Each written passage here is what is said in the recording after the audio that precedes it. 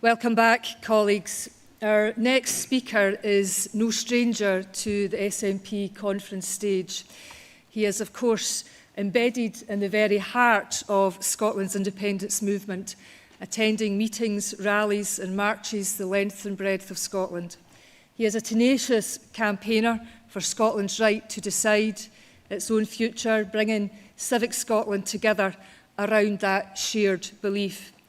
Friends, will you please welcome our party's Depute Leader, Keith Brown, MSP.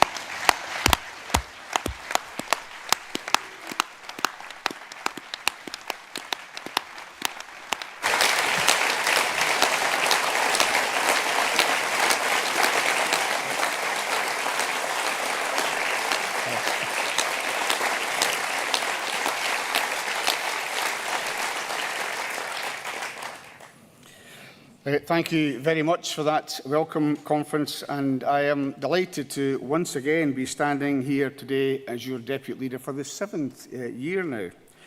And just let me be clear from the outset, we gather here this afternoon not just to talk about change, but as we saw yesterday in that fantastic debate and resolution, but we gather here to make change happen.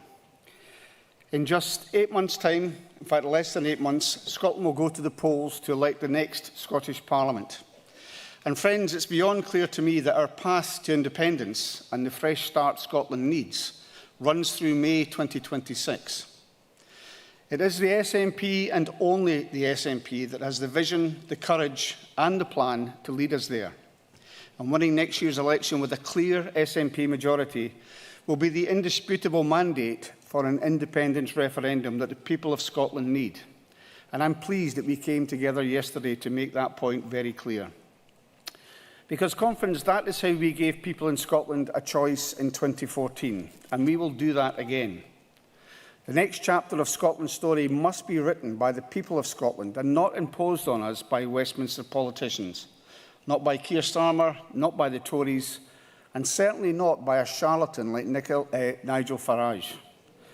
The people of Scotland will be the ones to decide their future, and the only way we win and make that majority happen is through the hard work of every single one of you. Our members and our activists have always been the heart and soul of this party, and I want to take this opportunity to thank you for everything that you continue to do. From Inverness to Irvine, from Shetland to Selkirk, you are the reason the SNP continues to lead Scotland forward. You are the faces at the doors, the people in our communities, and the voices that will win us our independence. And, Conference, we do it because we know what we are doing it for. Every door chapped, every person spoken to, helps us get one step closer to a future where we can build a better, independent nation. A nation that reflects Scotland's values. Values of fairness, values of compassion and of ambition. And it's those values which bring me on to what I want to say next. Everyone will be aware this year has been a difficult year for many reasons for many of us, including the family of Christina McKelvey, for the movement and for our many friends here in this hall.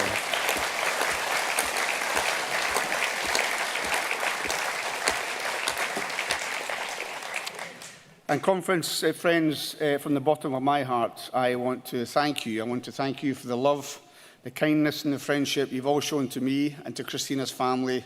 Lewis, Jack, who is here today, Leo, Christina's grandson, and Maeve, Christina's granddaughter.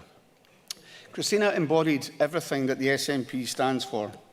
Belief in ourselves and what we can achieve, compassion for others, especially those who need it most, and determination not to quit until the job is done. Conference, I'd now like to share with you a short video of Christina. The SNP attracted me because they were everything they did, Scotland was central. And everything they spoke about, every policy decision they made, Scotland was central, and that was something that was always really, really important to me as well. My main interests and issues is the treatment of asylum seekers and immigrants in Scotland. It's just from a point of view of campaigning, I've always been involved in supporting people who have been less fortunate in this world, and that includes people who come here to seek asylum. I campaign tirelessly against the Duncaville detention centre, and they can call it whatever they like these days, removal centre, whatever, but it's still a detention centre. They still take people out of their houses and don raids and especially children, and put them into Dungavelin. It's something that I just think is abhorrent in our modern society. We don't have to do that. I've not experienced any stigma for being a woman at all. That might be that I just wouldn't see it, or I wouldn't entertain it anyway. You know, I've quite a strong personality that if I felt that anything was discriminatory at all, I would speak out, and I would do it quite effectively as well. As far as staying in politics, I think I've always been political, so that's not going to change, but staying in organised party politics is probably something that I will stay in as well. Getting elected was just the start of the process. And the rest of it has been about doing whatever I can do to make Scotland a better place, to prove to people that independence can work.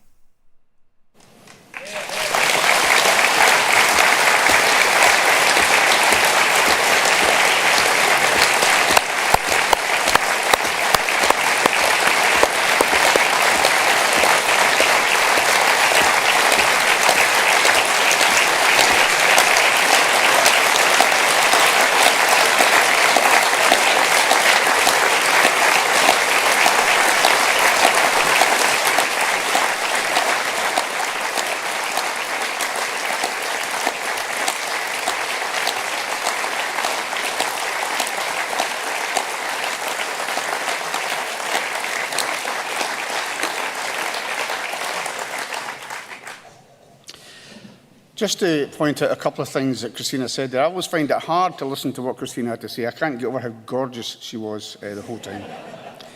But there was 4 things in particular Christina talked about. First of all, she talked about women and also why she joined the SNP, the work at Dungavel, and also the work for independence.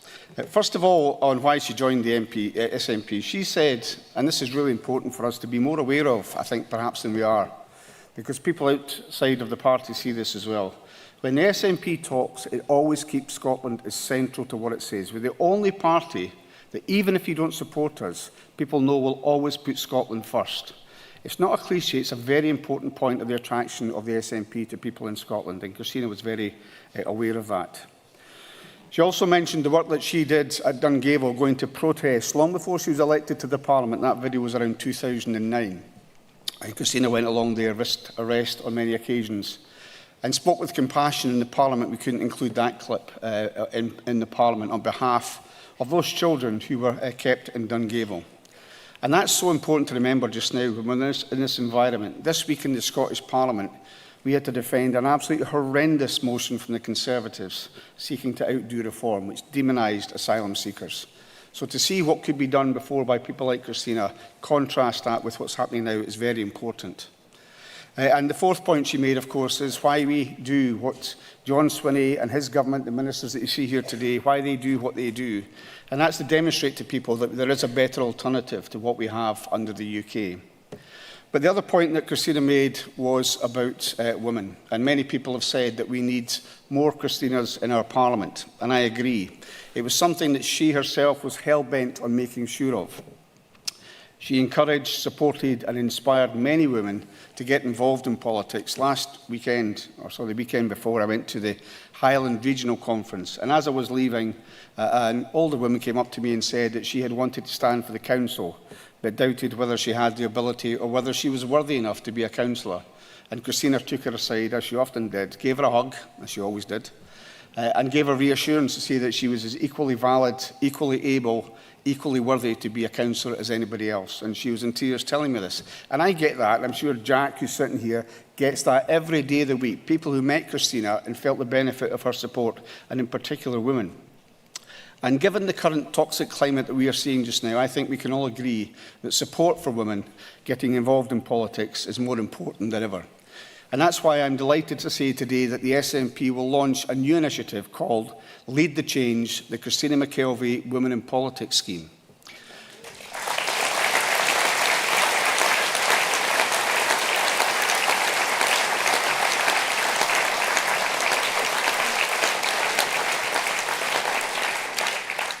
And this scheme will work alongside some fantastic women in our party, like Shirley Ann Somerville, Jenny Gilruth, somebody called Nicola Sturgeon, I think it is, Fiona Hislop, Mary McCallan, and also senior councillors like Ellen Forson and Shona Morrison. We have to realise how difficult it's going to be to make sure we can have women confident enough to come to stand in the seats, the hundreds of seats that we have to face in 2027. And it's a tough world for everyone in politics, but it's an especially tough world for women. And this initiative will seek to empower, educate and equip women to step confidently into politics through structured mentorship, education and skills development. And with politics becoming increasingly toxic, as I say, especially towards women, and the rise of the far right leading to women's rights coming under threat. If you don't think that's true, they started with trans people, they'll go through the LGBT community and they'll go through to women as well. That is where they intend to go. Culture wars is all they have.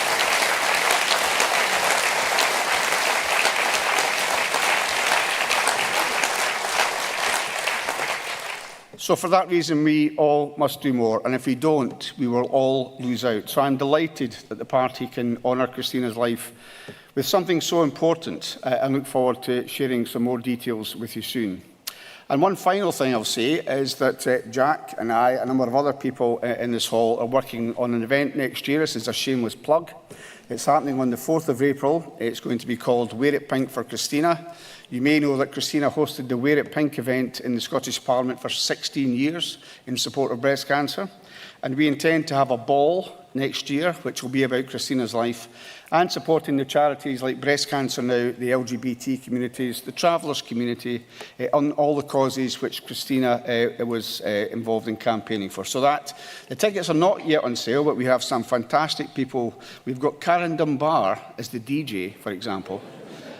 So if you want a ticket, Jack is here, Ellen Forson's here, let them know, because the tickets, and there are hundreds of them, but they're already going very fast. So that will honour Christina's life next year on the 4th of April. Friends, no one could have been prouder.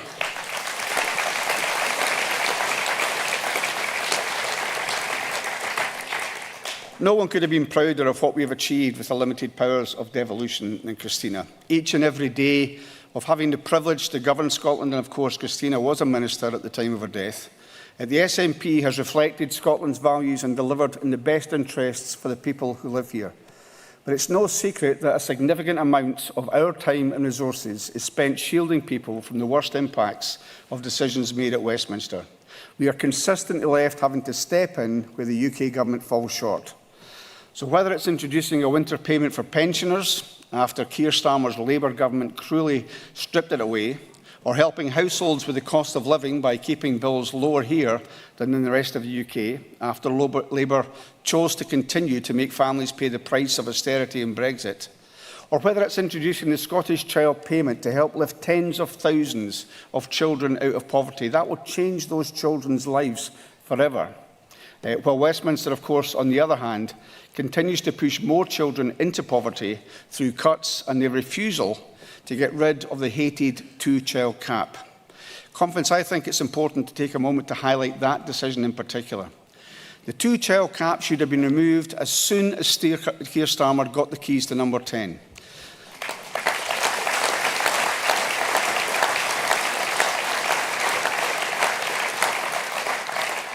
There is no excuse for not scrapping it immediately. It's the single biggest action that would lift hundreds of thousands of children out of poverty.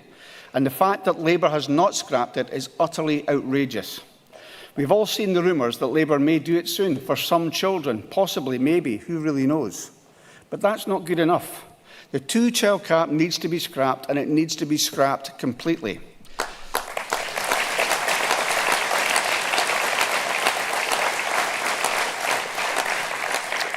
But the good news, Conference, is that's exactly what the SNP is stepping in to do, because we will always do what we can to improve the lives of the people across Scotland. And whether that's shielding households from damaging Westminster decisions or using the existing powers of devolution to improve the lives of people across the country. And friends, let me tell you something that I think is often forgotten or overlooked. We have a record in government we should be immensely proud of, and don't let any of the media say otherwise.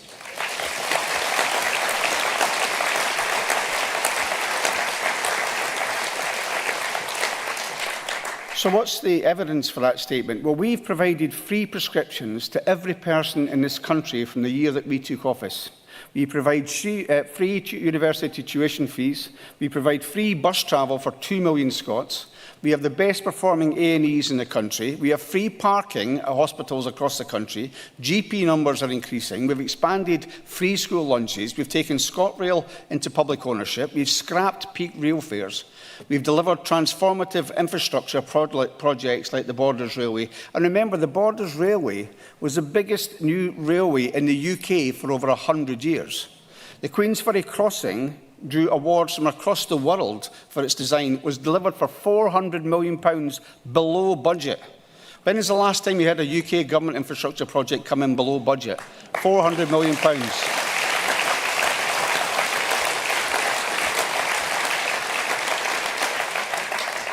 And just incidentally, I introduced that into the Parliament, and I was the relevant minister right the way through it. But the fact it was £400 million below budget was down to John Swinney. He signed the contract at the start, and that's what guaranteed those savings, and did that for so many of the infrastructure projects.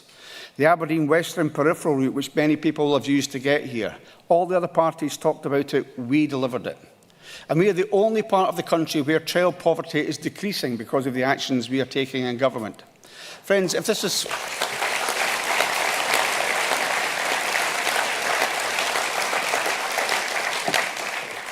And I know it may seem an obvious point to make, but if we can achieve those kind of things with the limited powers of devolution, just imagine what we could do with the full powers of independence.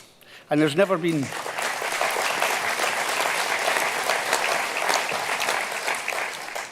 There's never been a more important time for us to just confront the political landscape that we face. The Tories are in meltdown. You should see the desperation of the Tories in the Scottish Parliament.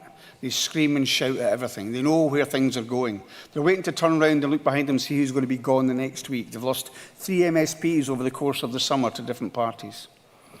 Labour has nothing to offer. You've never seen a more quiescent, subdued Labour group in the Scottish Parliament, and they are the ones that are in government at Westminster. And Nigel Farage is standing in the wings, ready to drag our politics even further to the right and drive our country off a cliff.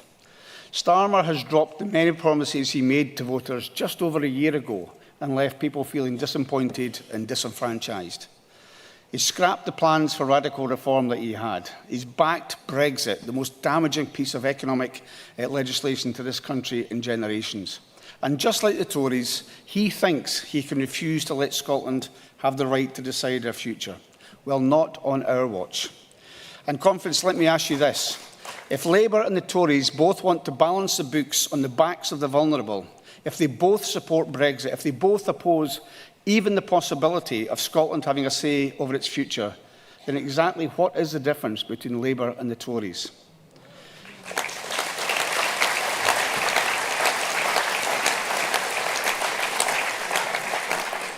We've gone from two different parties to two different colours of the same broken system. And both of them, of course, as we can see, are laser focused on pandering to Nigel Farage. And I'm very proud of the stance that John Swinney has taken in standing up to Nigel Farage and the rise of the far right here in Scotland.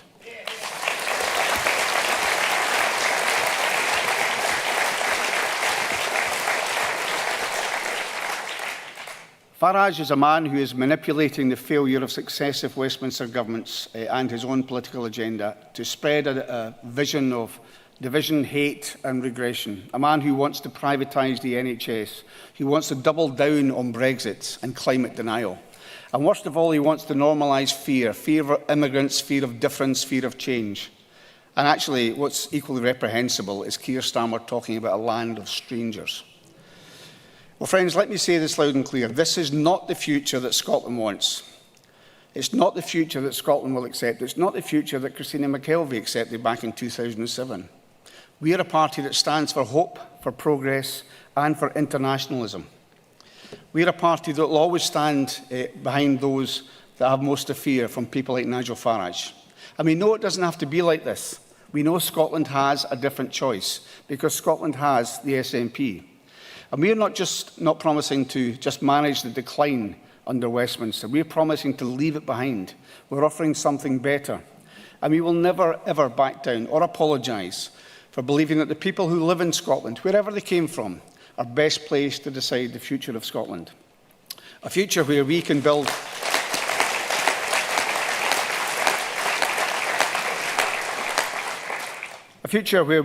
a fairer, more equal, prosperous Scotland.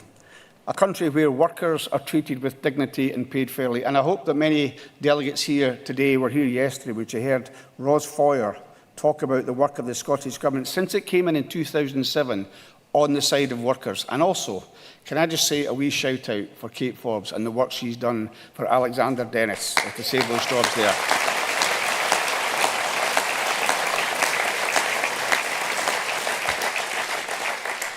Westminster offered plenty, as they did for Grangemouth, and then did nothing. It was down to the Scottish Government to save those jobs. So we want to have a land where communities have the power to shape their future, where public services are owned by the public and not profiteers, and our children grow up knowing their future is not limited by the decisions of a government that they didn't elect. With independence, we can build an economy that works for the people of Scotland, where we can replace a cruel asylum system and a toxic immigration system with one rooted in compassion, where we guarantee human rights, not talking about leaving the ECHR, where we guarantee human rights, where we protect the environment, we create opportunity for everyone. That's the future that the SNP offers, and that is a future that we must fight for.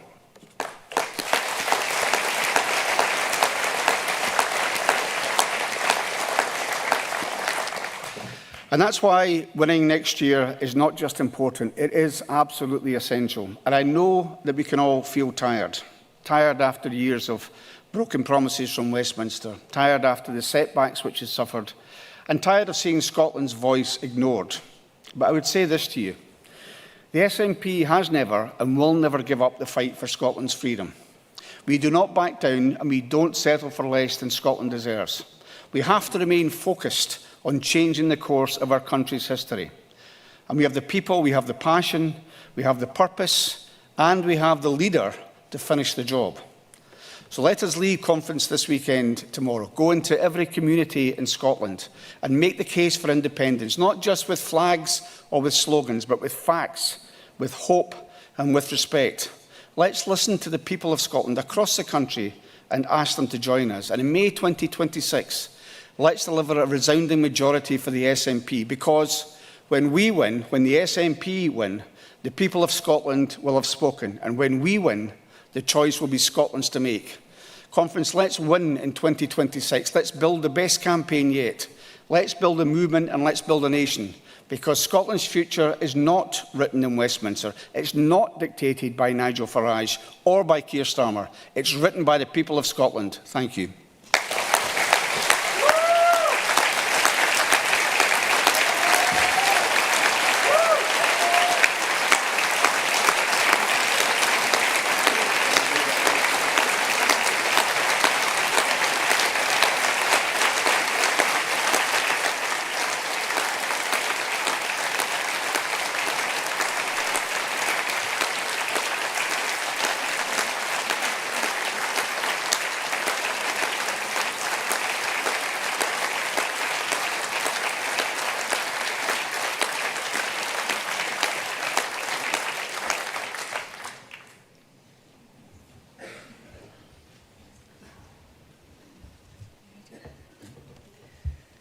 Can I invite the First Minister to the stage, please?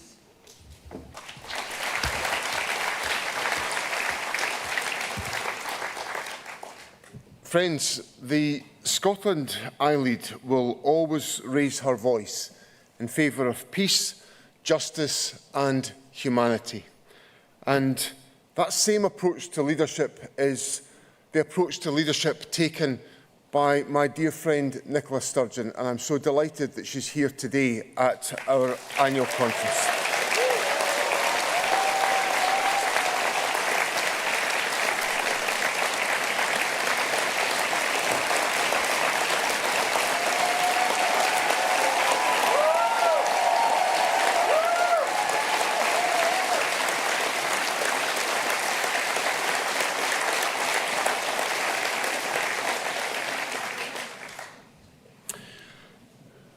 All of us have been horrified by the catastrophic situation that has unfolded over the past 2 years in Gaza. Since the terrible events of October the 7th, 2023, when innocent people in Israel were killed and hostages taken, almost 70,000 people have been killed in Gaza, including 18,000 children. The scale of suffering has been unimaginable.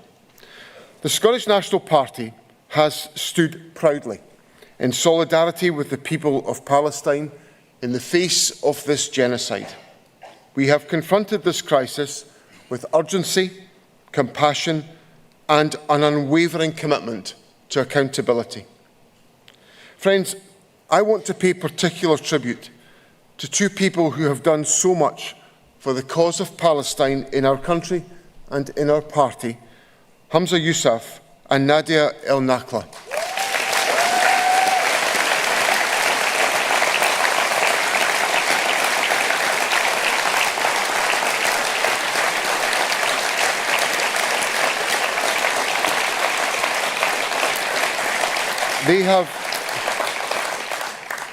They have tirelessly championed the rights of the Palestinian people and defended the values that we all stand for, the values of dignity, of freedom and of peace. I'm encouraged and relieved that we have got to a point now in the last few days of a fragile ceasefire, that hostages will be returned and humanitarian aid will flow. 3 weeks ago, I was honoured to represent Scotland at the raising of the Palestinian flag at the soon-to-be Palestinian Embassy in London. It was a defining moment.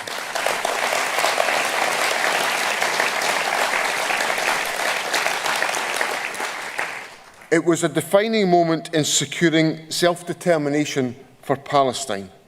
The people of Palestine and Israel must be able to live in peace and security through a two-state solution.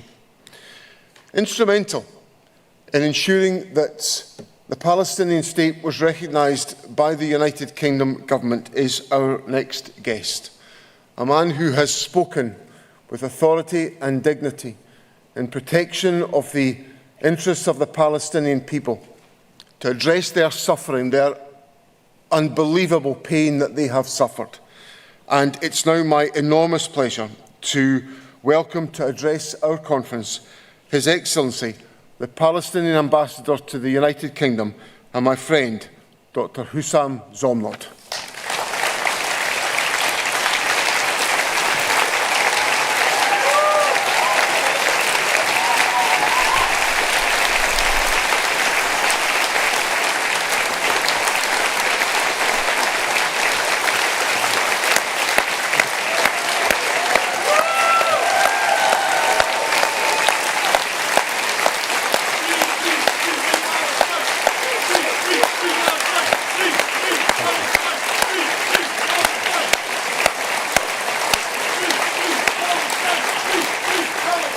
Thank you. Thank you very much. What a vibe.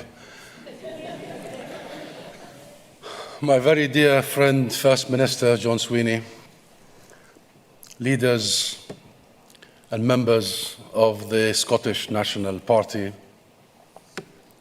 my friends, ladies and gentlemen, good afternoon. What an honor to address this historic SNP conference in Aberdeen at such a defining moment in our shared history. First Minister John Sweeney, under your leadership, the SNP has stood firm in defending our shared values, the values of justice, equality, and freedom. You were among the very first to call for a ceasefire in Gaza.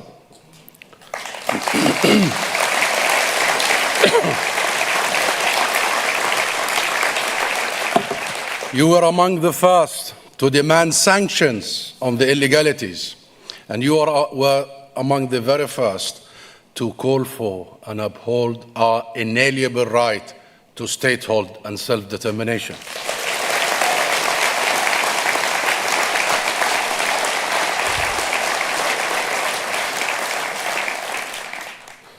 And John, I want you to know how much we appreciated you traveling all the way to London. I didn't mean that. To take part in that historic event outside our mission, to mark the historic recognition, the long overdue recognition of the United Kingdom of the State of Palestine.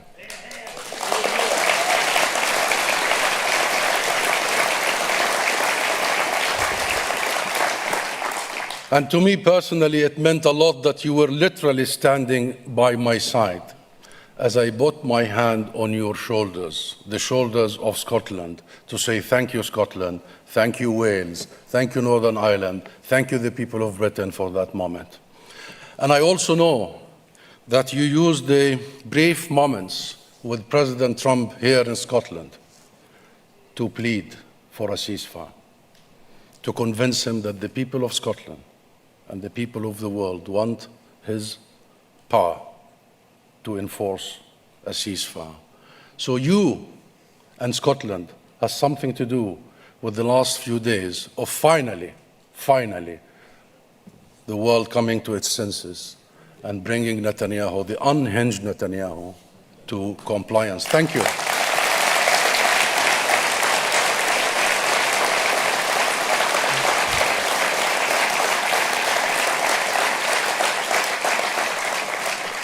And Stephen Flynn, my good friend, the leader of the SNP bloc at the Westminster. I hear that Westminster has a sigh of relief that you are in Aberdeen today.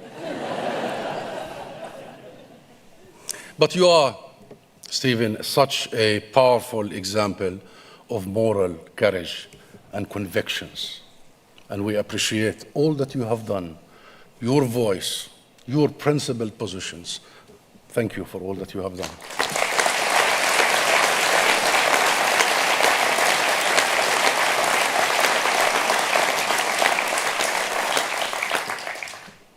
And I too want to honor former First Minister Hamza Youssef.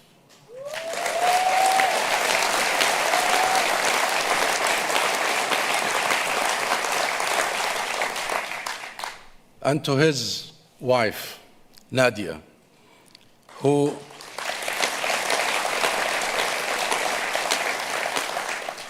this beautiful couple embodies the spirit, the strength, and the decency of the Scottish people.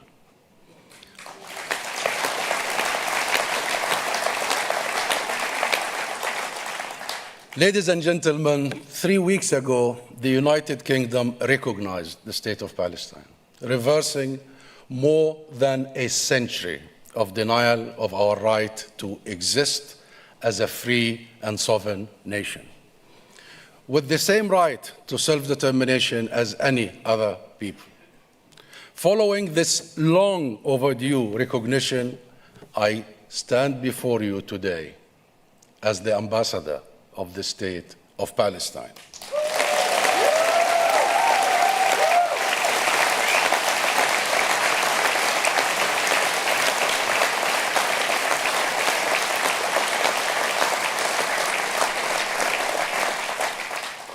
And on behalf of that state, on behalf of the Palestinian leadership and people, and from the bottom of my heart, thank you.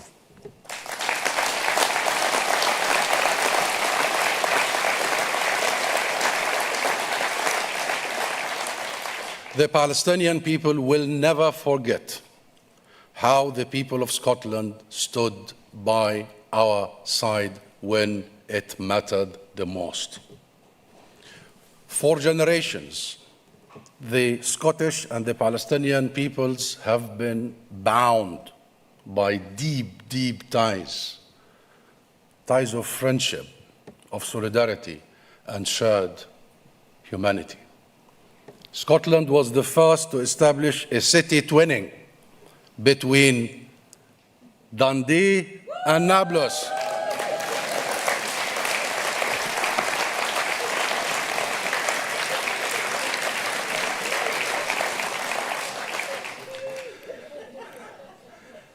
an enduring and mutual, an enduring symbol of equality and a mutual respect. That twinship has shown the way forward. That inspired others all across the UK. I still remember arriving in the UK some years ago and having the privilege and looking to find the Scottish hero, the late Ernie Ross, the former Member of Parliament, for the tireless advocacy he's done and many around him have done for the twinship between Dundee and Nablus. Ernie is no longer with us, but his legacy endures, woven into the history of the Scottish-Palestinian solidarity.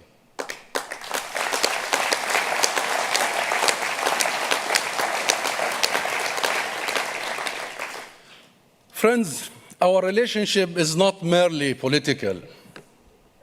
It is moral, human, and historic. Each of us sees our own strength reflected in the other. Together, we are one voice, one people, united in one cause, the pursuit of peace and justice. When the genocide raged in Gaza, you raised your voices to carry our pain. You brought our students to study here, our wounded to heal here. And you reminded us again and again that we were never alone, that our struggle was also yours, and that the struggle for freedom that all people and all nations cherish. My friends, this is Scotland. This is a nation of lions, roaring lions, a people of conscience and a moral force for good. It is that why we love Scotland.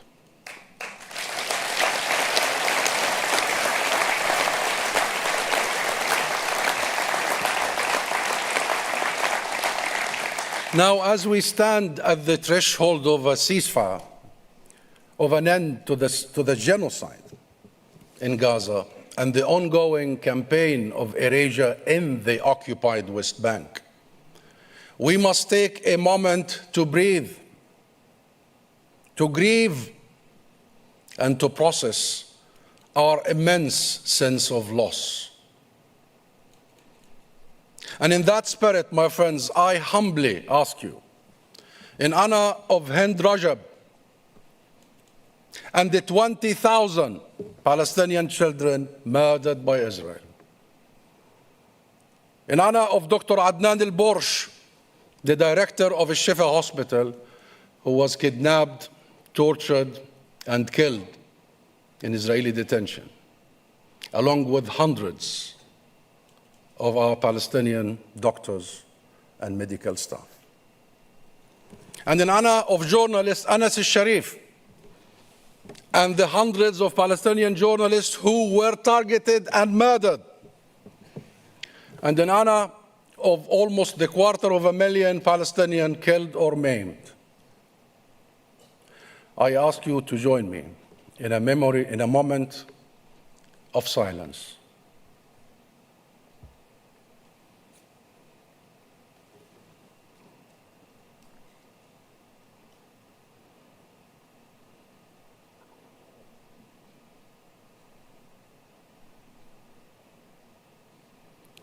Thank you.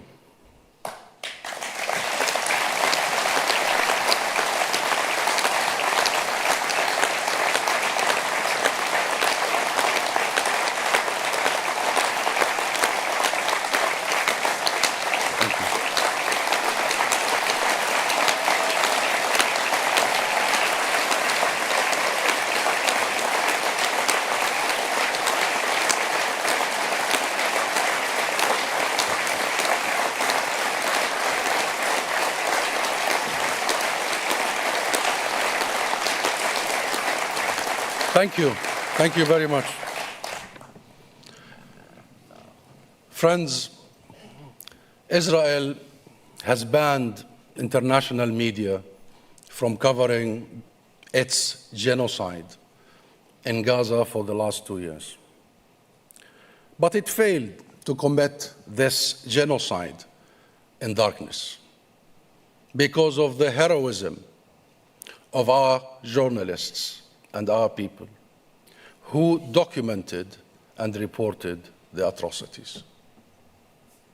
From here, from Aberdeen, from Scotland, I call on the UK and international media to defy Israel's ban. Go to Gaza, fulfill your obligation, honor your profession by reporting the truth.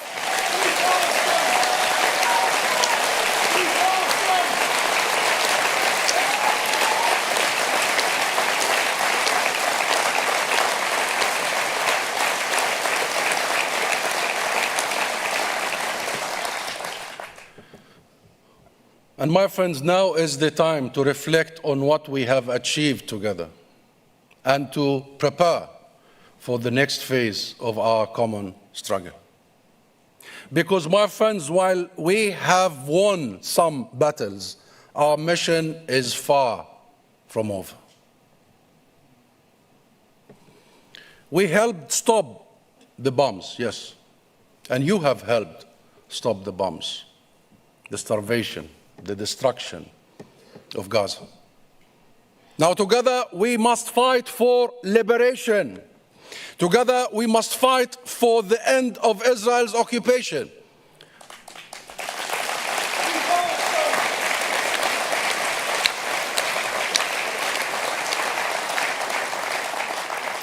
And there is no more powerful place to lead this global movement for Palestine than right here in Scotland and in the United Kingdom.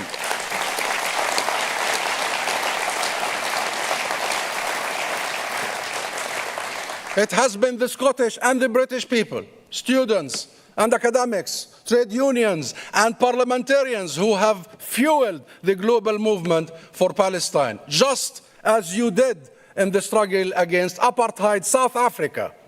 And it is there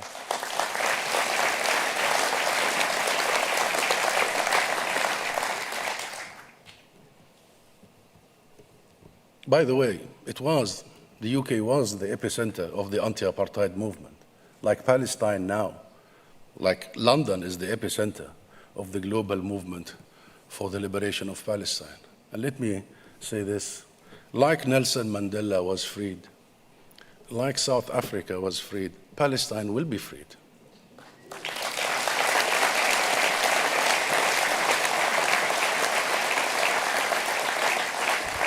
Because it is there in the streets of London, Manchester, Edinburgh, and Aberdeen, in Wembley Arena and the Glasgow Royal Concert Hall, in the halls of Westminster and Holyrood, sorry. I told them to underline the Holyrood. From Cardiff to Belfast,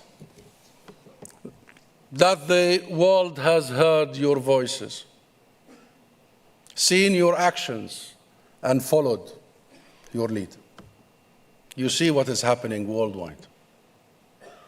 Some may now ask, but the genocide has ended. The guns are silent. Isn't the work done? No, my friends, it is not. Because our struggle has never been only about stopping the bombs. It is about ensuring the genocide never, ever happens again.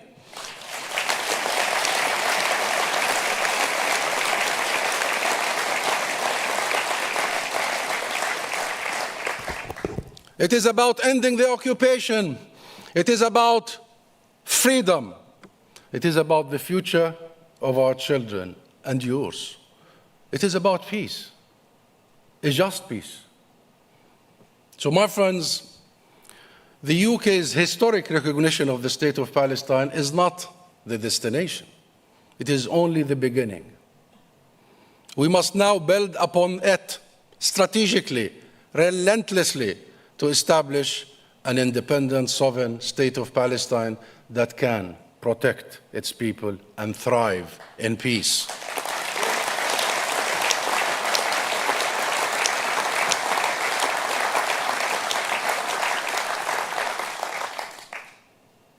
The world's conscience is awakening. The tide is shifting.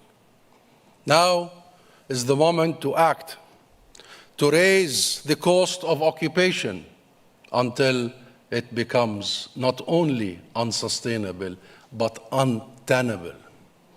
How do we do this? How do we do this? By imposing comprehensive sanctions on the entire system of the illegal colonial settlements and the state that harbors them.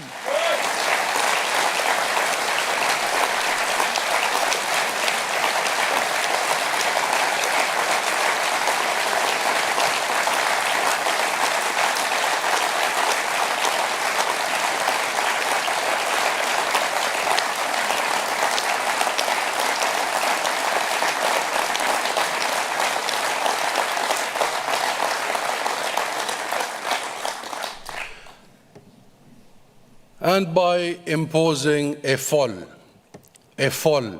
arms embargo on a state that is committing genocide.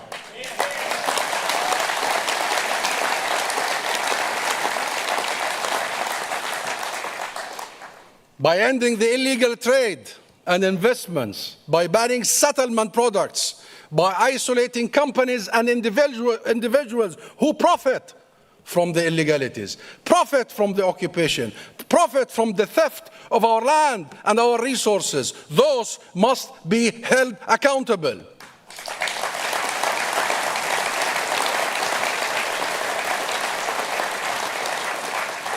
And my friends, now is not the time to invest in war. This is the time to invest in peace. In peace.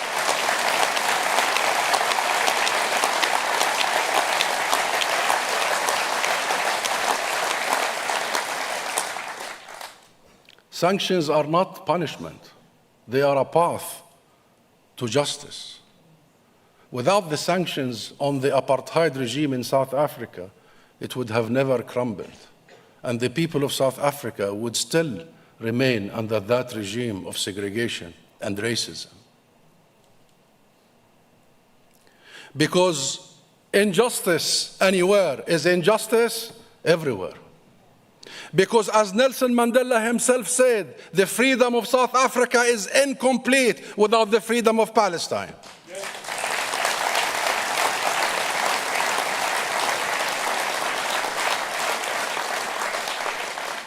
And on our side, my friends, we are working to rebuild, to unify, and to prepare for a new era of peace and prosperity.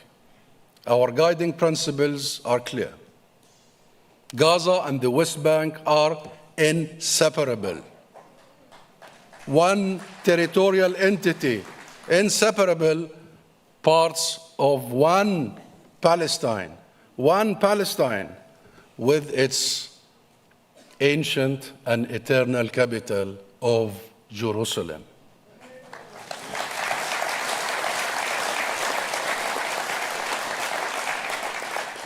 And let me make this absolutely clear. Palestine will only ever be governed by Palestinians.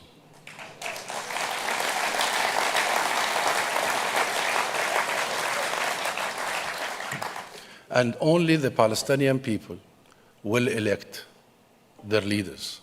This is why we have committed to holding national elections within 1 year of the end of the genocide.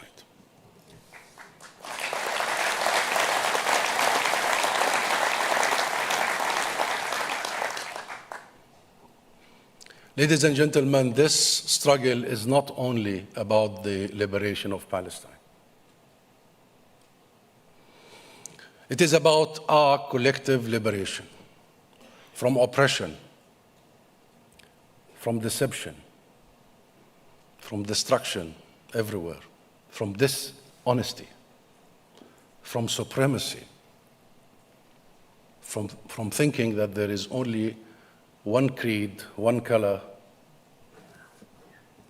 that have more rights than others. There are no one group that are chosen. We are all chosen.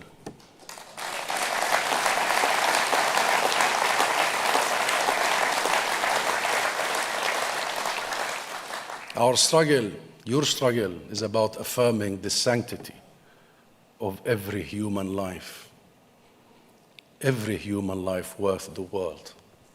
And the life of our children is as precious as the life of any other.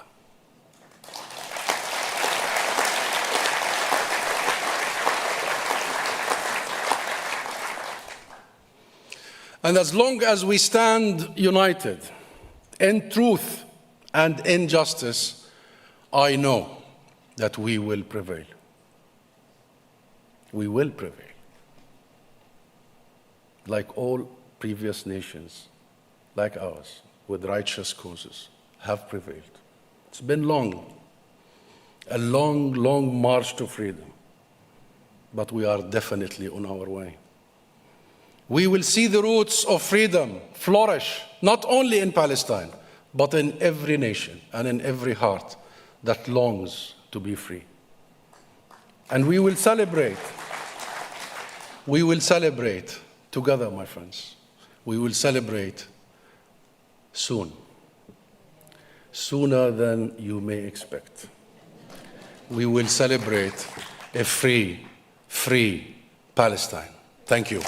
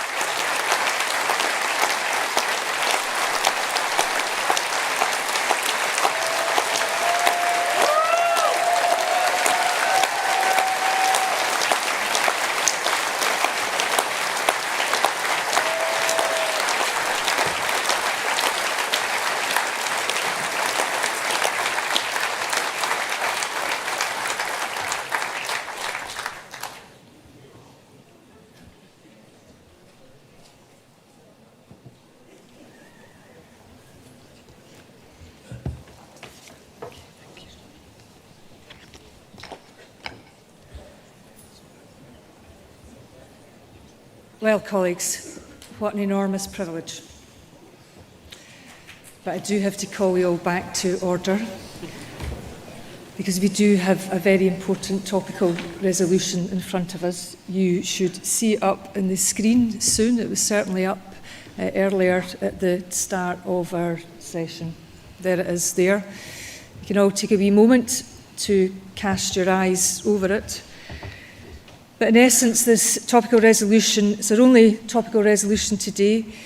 It's expressing our support for the global Sumud Flotilla and solidarity with Palestine. And I would like to welcome on stage Sid Khan, who will no doubt share his experiences that he has had over the last wee while as he moves the topical resolution. Sid, warm welcome to you.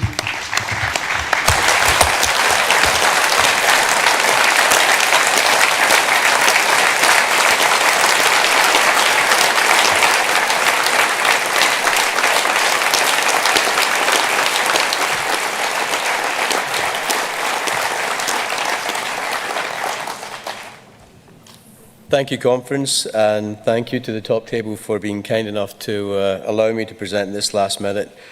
Friends, colleagues, members of the SNP, I've been coming to these conferences for 25 years, and it's the first time I'm actually up on stage speaking about something, so thank you.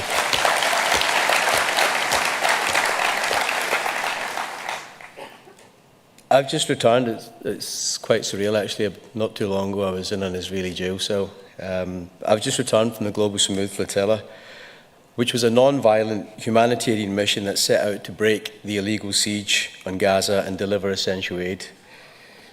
And that included things like baby formula, clean water, medicines, basic food items like pasta and rice. And we were about 50 miles from the coast of Gaza when we were intercepted. But before I go into the details of that and give you more information, the flotilla was actually made up of around 500 people, which were on the boats. There were 50 boats, 47 different countries, made up of people like politicians, nurses, students, painters, journalists. We had everybody from the age of 18 years old, which is a young lad that came in from New Zealand, all the way to 86 or 87 years old. And we were all united by one belief, that when governments fail, the UN has failed to prevent the genocide that we saw for 2 years, then it's left to civic society, people like you and I, to go and do something about it. And that's what drove all of us to be on those boats and take that 2,000-mile journey across the Mediterranean. Our aim was simple. It was to open a humanitarian corridor and to show the people of Palestine that the world hadn't forgotten about them. But the journey was anything but peaceful. 2 of our boats were attacked in Tunisia. They were firebombed while docked in Tunisia. Later, a day away from Sicily, we were again attacked by explosives. 14 bombs were set off around all the boats with the intention of destroying the sails that were carrying the boats forward. And there were 3 separate chemical attacks with corrosive substances being thrown on the boats. And all the while, we were receiving regular threats that the Israeli government intended to sink one of our boats within the next 24 to 48 hours. On the 1st of October, 50 miles from the coast of Gaza, and we could actually see flashes going off where the bombs were being dropped in Gaza in the horizon. We were intercepted and kidnapped by the IDF in international waters in an act of piracy, and were forcibly boarded by commandos where the boats were taken. Our boats were initially, I don't know what they did, but they managed to knock out all our communications, all our electrics finished, no cameras, no nothing. And high-powered boats came along with big water cannons, and they blasted the water cannons, and they were destroying the tops of the boats, and if it hit anybody, they would have gone flying off, but thankfully, nobody was injured in that way. We were then boarded at gunpoint, lasers forcibly taken below deck, and we were detained in the boats, and our boats were hijacked for the remainder of the journey, and we were taken against our will to Ashdod port, where we were sat in the sun on the concrete ground for up to 12 hours in high-stress positions with our hands tied behind our back, and many were beaten while they were waiting to be processed by the borders. We were strip-searched. Our personal belongings were taken from us.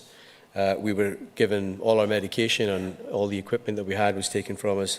And then we were driven 3 hours into the Negev desert to a detention camp where we were blindfolded and our hands were zip-tied behind our backs. And many of us were beaten on the journey.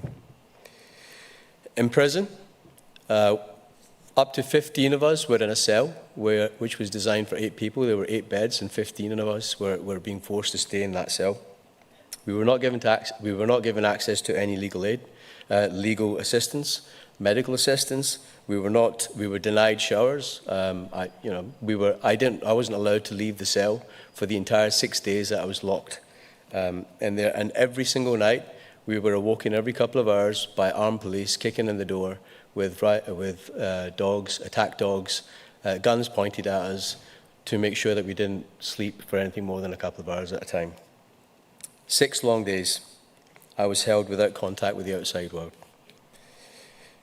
The UK embassy staff, when they did turn up 5 days later to come and see what was happening, to be fair, the response was absolutely disgraceful. I came to them and said, look, what's going on? Why am I still here? What's the process? What are you planning on doing? And the simple response I got was, we don't really know. We don't have much leverage. We've got no answers to your questions. And I'm like, so look, how am I going to get home? What's the plan here? and many of my colleagues had already gone home. So the Turks, the Spanish, the Greek, the Italians had already gone home by that point. And I said, how come they've gone home and what's going on?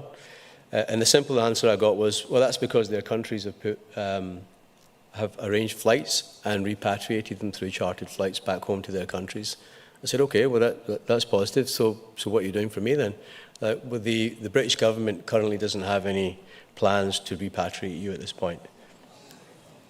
That is the British government's formal response back to me as a person being illegally detained in an Israeli prison. And I said, well, look, what's going on? But 12 of our British citizens went back 2 days ago. How did that happen? And they said, well, there were spare seats on the Turkish charter jet that the Turkish had put on, and that's the reason why those 11 or 12 people had actually been flown home. So that is what the UK government did for me while I was in prison. On the 7th day, I was finally released and handed over to the Jordanian authorities at Allenby Bridge. I was transferred over to them, and I am eternally grateful for the Jordanians for the hospitality and the kindness and humanity with which they dealt with, and they arranged for my facilitation back home. I'm not sharing this with you for sympathy because, to be honest, what the Palestinians have to endure on a daily basis is way more than what I had to endure. But I'm telling you this because the attention needs to remain on Gaza and what's happening in Palestine and the West Bank today. Yes, we have a ceasefire, and my only concern is that the ceasefire is ultimately just going to result in the Palestinian issue coming off the front page news. Everybody falls back into thinking it's all okay, and the Palestinians have to go back to suffering in silence, as they always have been for decades. You know, we'll return back to, you know, the people continue to living under siege, on the mothers who can't feed their children, on hospitals that are running out of medicine, on the families that have lost everything.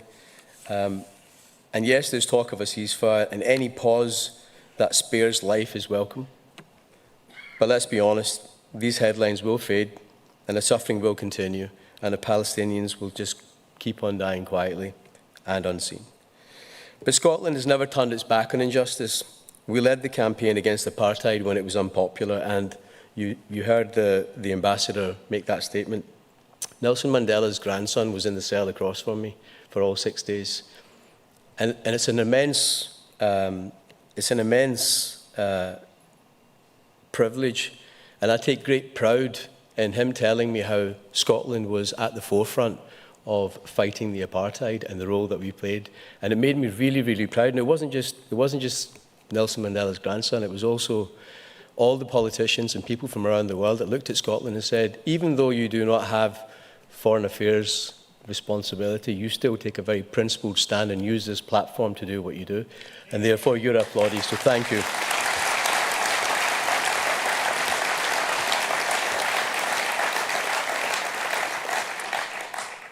If we in the SNP believe in self-determination in Scotland, Scotland's right to live freely and with dignity, then we must also defend the Palestinian right to live freely and dignity in their own land. So today, I ask this conference to support this motion, but there's also another motion that's coming, I think it's tomorrow, I'm not too sure, tomorrow, which goes on to take this to the next level. While I think condemnation is good and it's welcome, I think what we now need to do is start leading by actions. We now need to put our money where our mouth is. We now need to actually make conscious efforts to hold people accountable and use the levers available to us in Scotland to try and make a difference. You know, what I would ask is, in addition to supporting this motion and the one in a couple of days' time, I would ask that the Scottish Government review this procurement processes, which I know Nicola did when she was First Minister, and there was a review of the procurement processes to make sure that we were not buying goods and services that were either made in part or in whole in illegal or illegally occupied territories. But we need to go further. We need to go to a point where we're actually not funding any company or buying goods or services from any company which may potentially have any links to the illegal oppression or the ongoing genocide.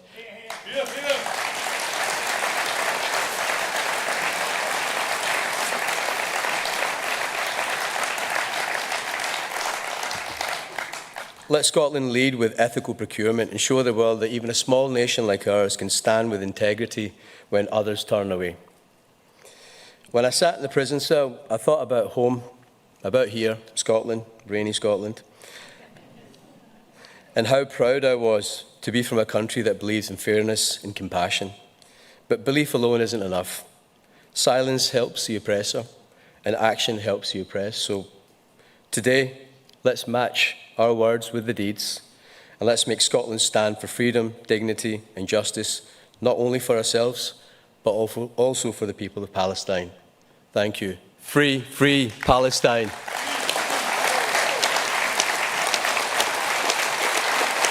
you.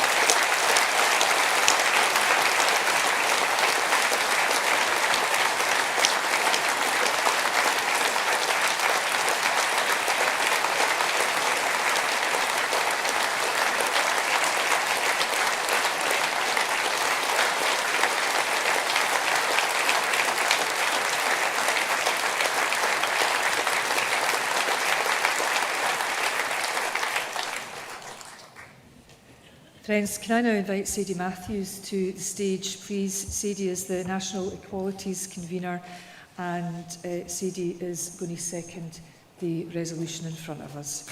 Welcome, Sadie.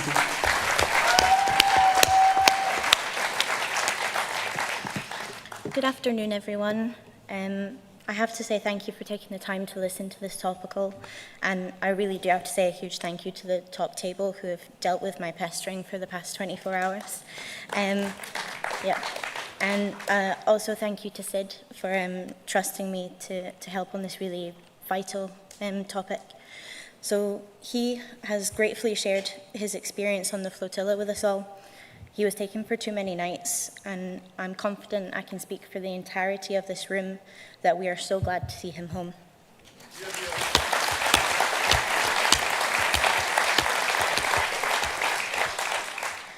What Sid experienced is the daily situation for those living in Palestine. It's not normal for me to be seeing such horrors pop up on my phone screen day after day. And I really want to take a moment to emphasize that the stories of Palestinians are being shared by independent journalists. They are being shared by people in Palestine themselves trying to get their story out there.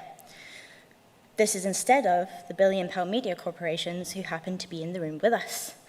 You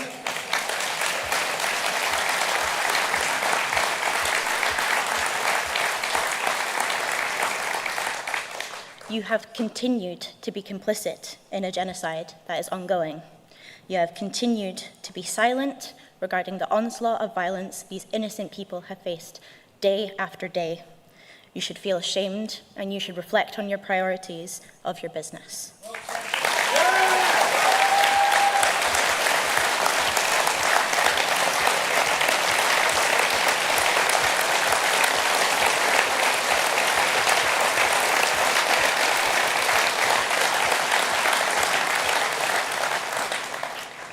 The Palestinian people have been going through atrocities for far too long. I have seen images on my Instagram feed of siblings carrying parts, and I mean body parts, of family members trying to get them somewhere safe to have a last place of dignity during an impossible time. Seeing hundreds of dead children day after day cannot and should never be normalized. Sid has spoken about his experience and the experience of the Palestinian people. I'd like to focus a little bit on our party and on what we can feasibly do as a party who happens to stand for the right of every nation to self-determination. Naturally, we're a little bit limited because we are stuck under a Westminster government that was willing to delay the return of our own citizens.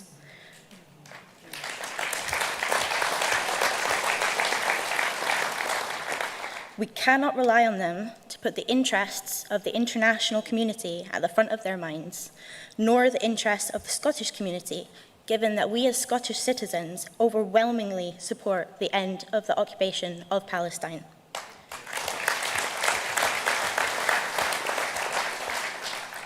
We must act within the powers that we do have. The Scottish Government have begun this process by pausing new awards of public money to companies who are providing services where there's plausible evidence of a genocide having been committed. We can do more, though, and I would strongly implore our MSPs and ministers to commit to further research to explore what companies have business ties to Israel and prevent a country from benefiting from stolen workers, materials and services whilst remaining in occupation of Palestine. This is within our power, and this is something we can and we should be promising.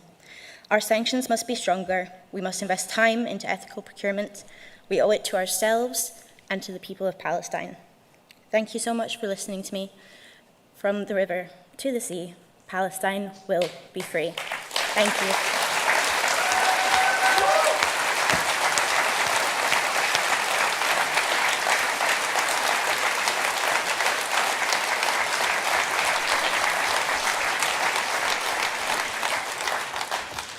Thank you very much for your contribution as always, Sadie. Can I now invite Angus Robertson, MSP, the Cabinet Secretary for External Affairs, to address the resolution.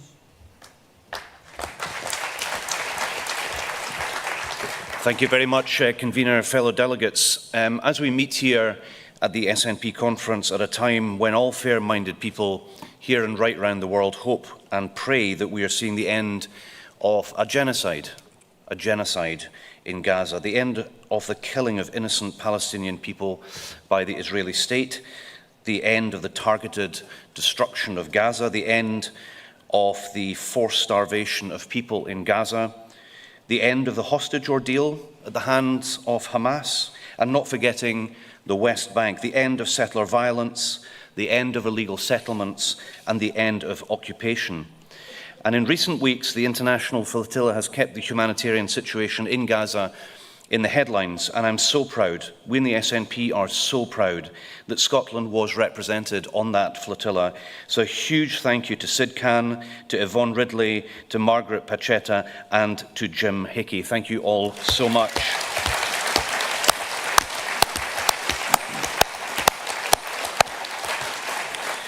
As this resolution makes clear, we welcome the ceasefire initiative and we call for a permanent ceasefire, a two-state solution, and the immediate and unrestricted flow of humanitarian aid. Conference reaffirms that the Scottish National Party unequivocally upholds the right of all nations to self-determination, peace and to dignity, and that includes Palestine. And Sadie was absolutely right to say we should do more, and that's why the Scottish Government is already committed to help. Already £1.3 million contributed for Gaza and the wider Middle East, already provided £750,000 to support access to food, water, shelter and medical supplies, and I could go on. The Scottish Parliament on the 1st of September voted for a motion to recognise the Palestinian state. I'm pleased that it passed overwhelmingly by 650 votes to 24. Frankly, it's shameful that 24 Conservatives voted against, and shameful that the Labour Party abstained.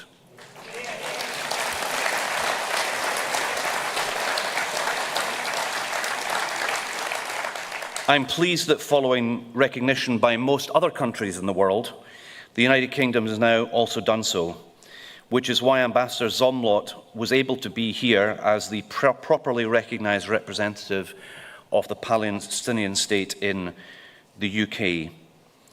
Ambassador, we can't wait for you to open a Palestinian Consulate General in Scotland, and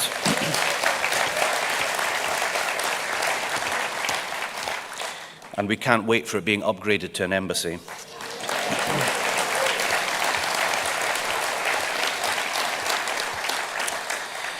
As Ambassador Zomlot has already told us, we must keep up the momentum towards the end of the occupation, for the de facto independence of Palestine, and finally a two-state solution for Palestine and for Israel.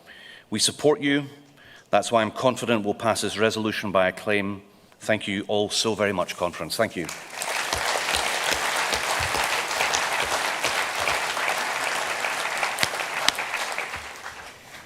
Conference, can I put it to you that we pass the resolution by acclaim, please?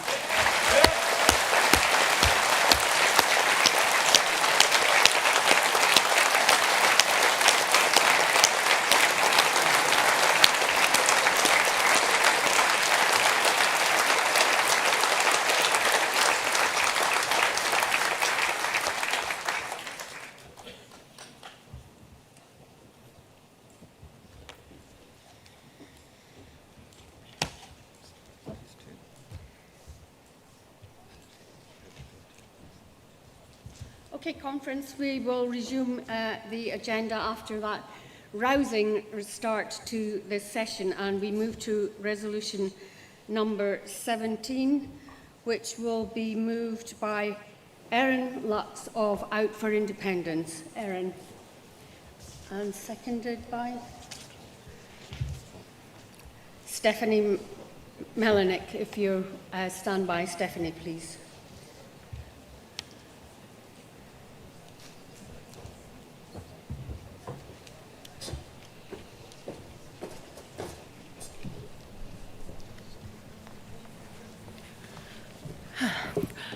Good afternoon, conference. That is a very, very difficult act to follow, but I will try. So I'm here to speak to you today about a matter of some urgency. In April this year, Police Scotland held a conference that was branded as a national conversation on the introduction of the use of live facial recognition in Scotland. And just a month ago, they announced that they're planning to proceed with the next steps towards consulting on its introduction, despite opposition from human rights and civil liberties groups, as well as from our national human rights bodies. A quick word on what we mean by live facial recognition when we use those words.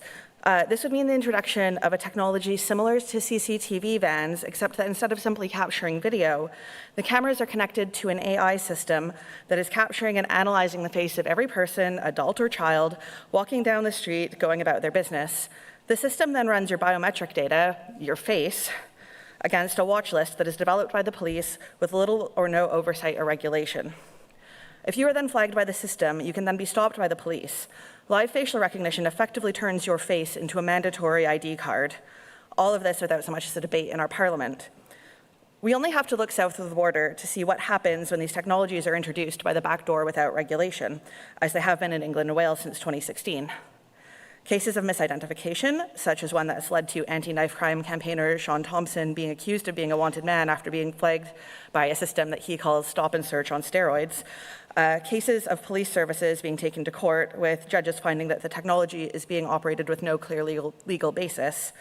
And now, in a clear case of escalation, the Metropolitan Police looking to move beyond the facial recognition vans and operate permanently mounted facial recognition cameras in Croydon.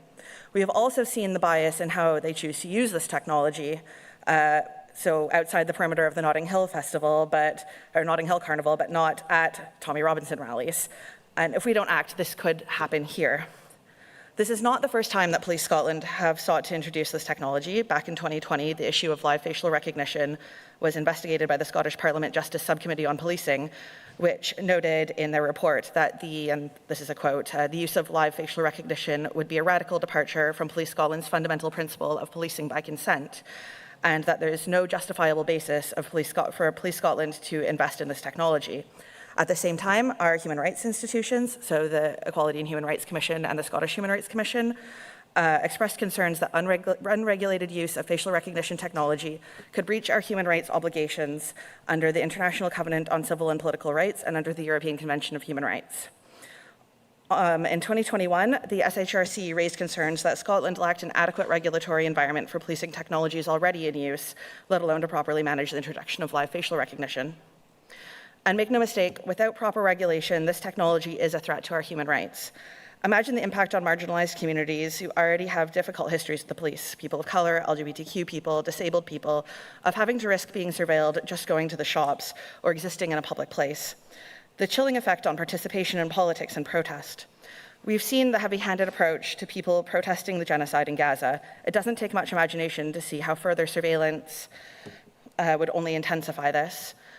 Now, notably, this resolution does not call for a full ban on the use of live facial recognition. There are some use cases, such as searching for vulnerable missing people, that have merits. All that we're asking for is that this technology not be allowed to be snuck in through the back door without all of the research, evidence, and debate that would be required by primary legislation and proper regulation.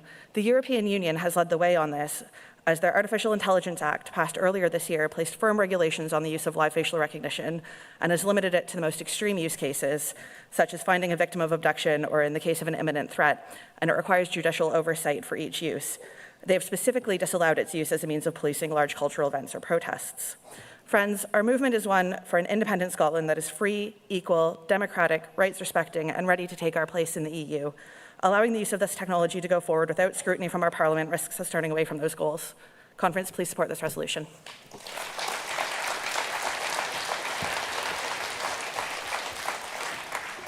I now call on Steffi Melnick to be followed by Councillor Paul McCabe.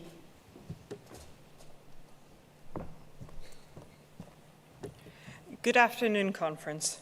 I'm here to ask you to support this resolution on police use of live facial recognition technology, because this technology is, frankly, an authoritarian nightmare waiting to happen.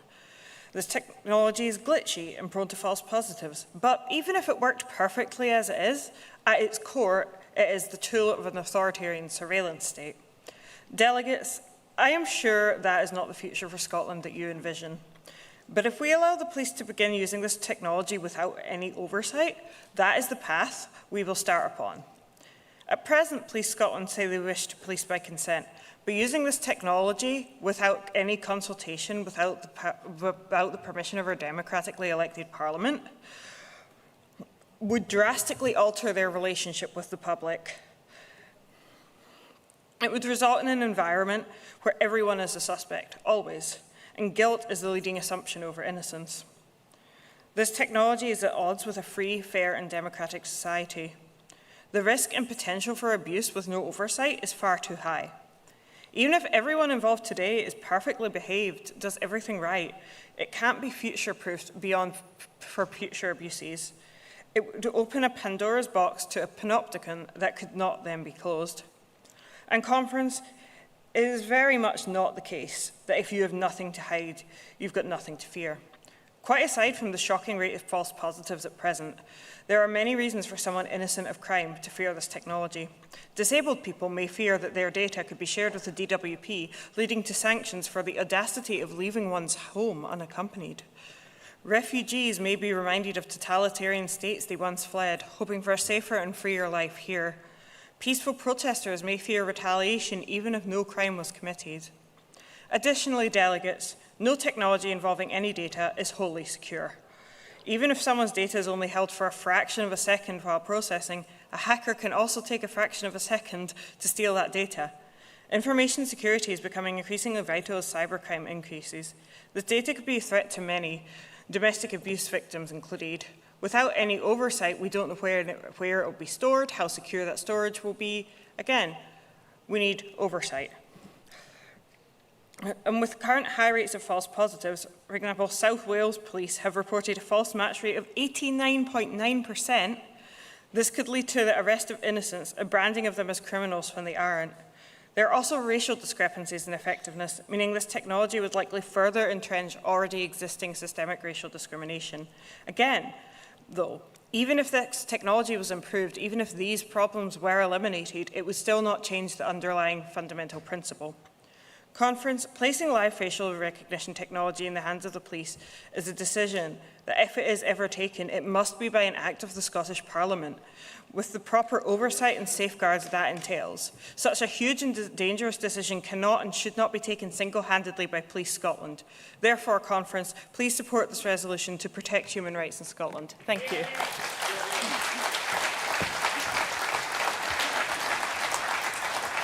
Thank you, Stephanie. We've now had the motion proposed and seconded, and I'd like to call Councillor Paul McCabe of Glasgow Cathcart, who's also chair of the Safe Glasgow Partnership. We have no cards and a guest, but I'd also like to call Early Robertson.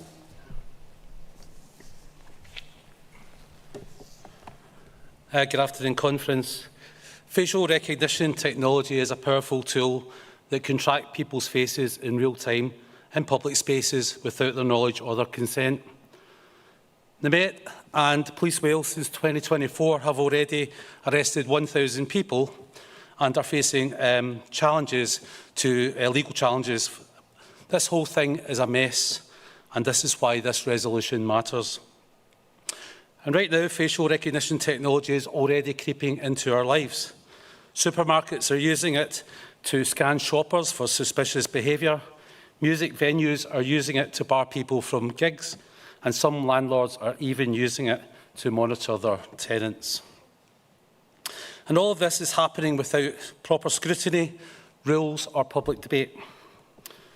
This is typical of successive Westminster governments. No proper safeguards, no transparency and no real understanding of the risks. No consideration of how this technology can discriminate, particularly with our black and ethnic minority citizens. Waiting for the UK government to lead the way should never be an option. Not just because of incompetent successive and Labour governments and Tory governments, but because England and Wales are on course to elect a far-right government in Westminster. Let's be clear, facial recognition technology in the hands of Nigel Farage and his cronies is a terrifying prospect.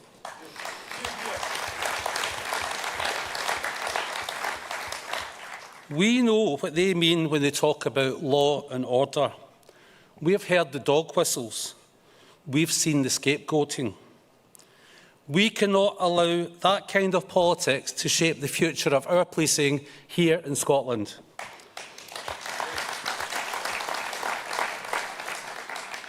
In contrast, the Scottish Government has shown competence, compassion and a commitment to doing things right. We've already taken a more careful approach to policing and surveillance.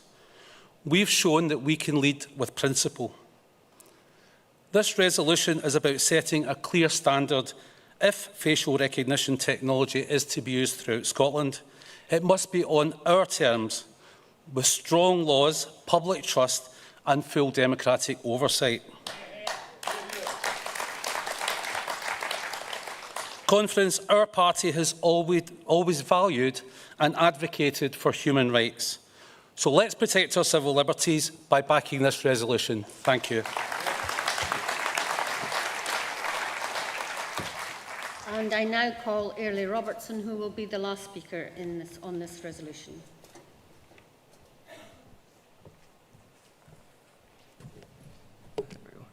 Good afternoon, delegates. We all want to live in a safe and secure society. We all want our streets to be safe, our communities to be protected, and our police to have the tools they need to do their jobs. But safety cannot and must not come at the cost of our freedom. The growing use of live facial recognition technology by the police is a line we cannot allow to be crossed. This technology doesn't just watch criminals, it watches everyone.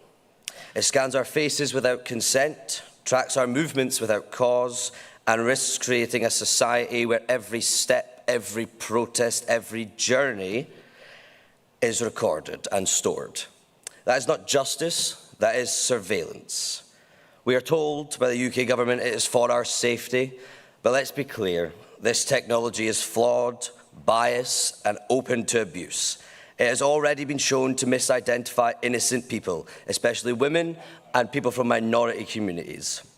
And once that power exists, it is all too easily expanded and all too easily misused. Scotland must not sleepwalk into a surveillance state. We must draw a firm line in defence of our civil liberties, because privacy, freedom, human rights are not optional extras.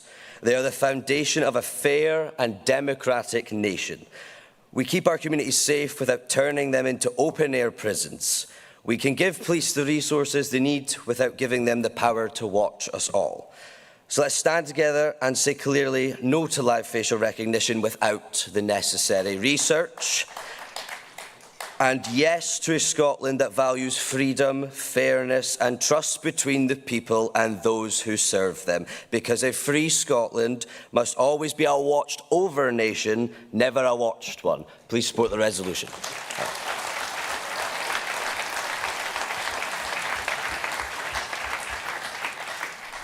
Conference, as I said, there are no cards in against this motion, so can I take it that you wish to pass Resolution 17 by acclaim?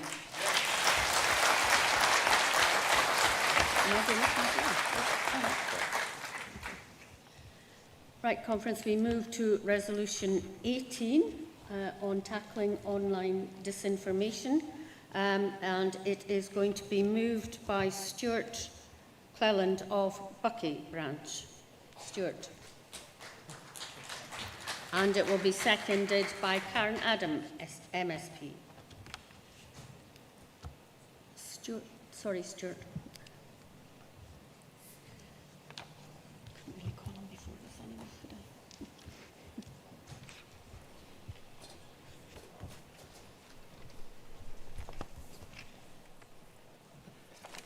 Good afternoon, Conference. It's a great pleasure to speak on this stage today, and it's a great pleasure that I have as a teacher to work with young people.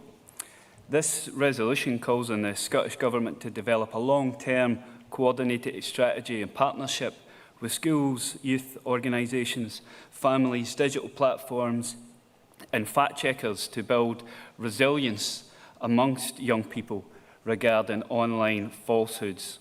This strategy must be embedded in digital and media literacy across the curriculum from an early age. The resolution further urges that young people be meaningfully involved in shaping this strategy. This resolution today was composed with direct input from the young people that I teach as part of a groundbreaking project-based learning initiative focused on the dangers of online misinformation and disinformation. Drawing on their lived experiences of harmful falsehoods spread about them as young people online, my students engaged in a rigorous research-informed exploration of how misinformation spreads and its impact on mental health, trust and democracy. As part of that project, pupils worked collaboratively to analyse real-world examples, consulted with educators and fact-checkers, and reflected on their personal encounter with digital harm. The result was a student-led bill outlining their recommendations for how Scotland should respond to this growing threat. Their proposals strongly emphasised education, empowerment and accountability over restriction, and called for inclusive strategies that ensure that all young people, especially those from marginalised or digitally excluded communities, are equipped to navigate the digital world safely and critically. This resolution reflects the core principles of that student-led work, and in 2024, students presented their draft bill to the First Minister during a visit to the Scottish Parliament, offering a powerful example of youth voice, civic engagement and the transformative potential of young people to shape national policy. Conference, I ask you today to support this resolution to help my young people, our young people, be part of that conversation and help them find their own voice amidst a pandemic of misinformation and disinformation. Please vote.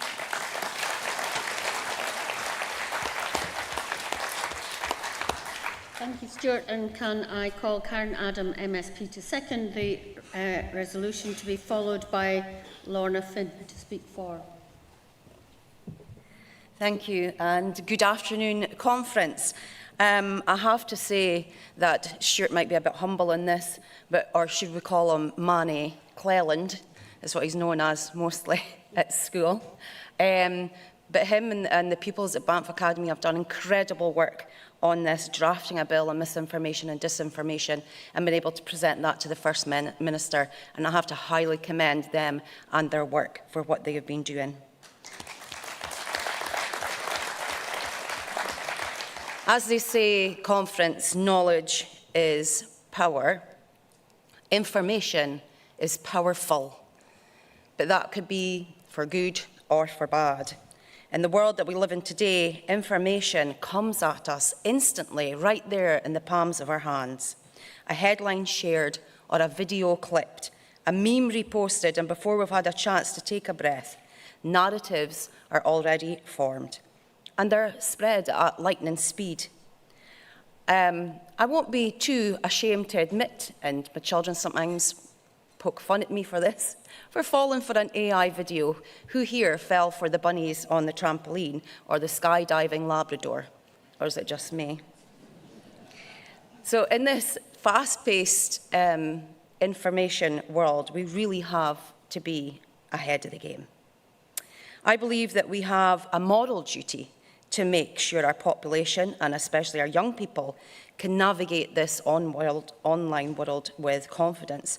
And that does start those early days in our homes, but in our schools. Just as we teach children to read and write, we need to teach them how to dissect that information and critically think, is this true? Is this factual? Out on the doors, I often hear firsthand information about local immigration or asylum seekers or refugees. And myself and my team, when we've been going out and chatting to people, we saw there was a real issue with a lot of misinformation locally. So we've been gently nudging people, doing some fact-checking and getting back to people with that through our office. But could you imagine the power of a society who instantly critically think about what they're hearing and reading and what the agenda might be behind that? So it isn't just about reacting to information after the fact. It's about preparing our young people ahead of the game, ahead of getting that information, so they know and understand that sometimes the information they're reading might not be true. If we want a society that thrives in this digital age, we must have ourselves grounded in truth and critical inquiry. I am absolutely proud to second this motion. I ask you to please support it. Thank you.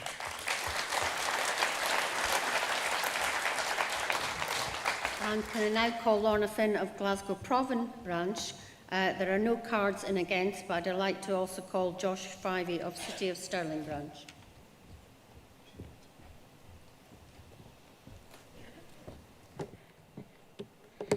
Conference, online disinformation is not just a digital nuisance, it is a growing threat to our democracy and the well-being of our young people.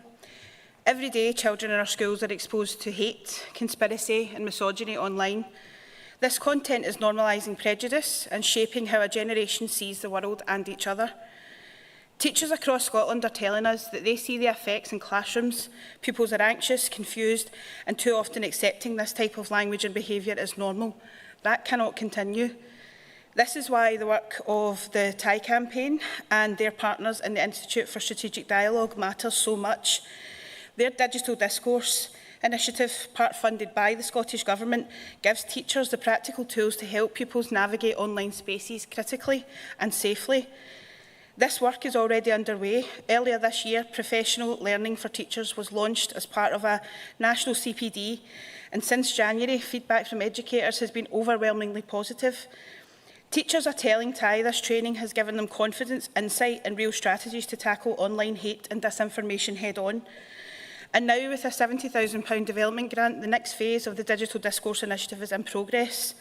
This funding will expand the programme into a fully developed educational response to online hate, misinformation and extremist narratives, building on early successes and reaching even more schools across Scotland. As a mum to a teenage girl, I see firsthand how online spaces shape attitudes, confidence and self-worth.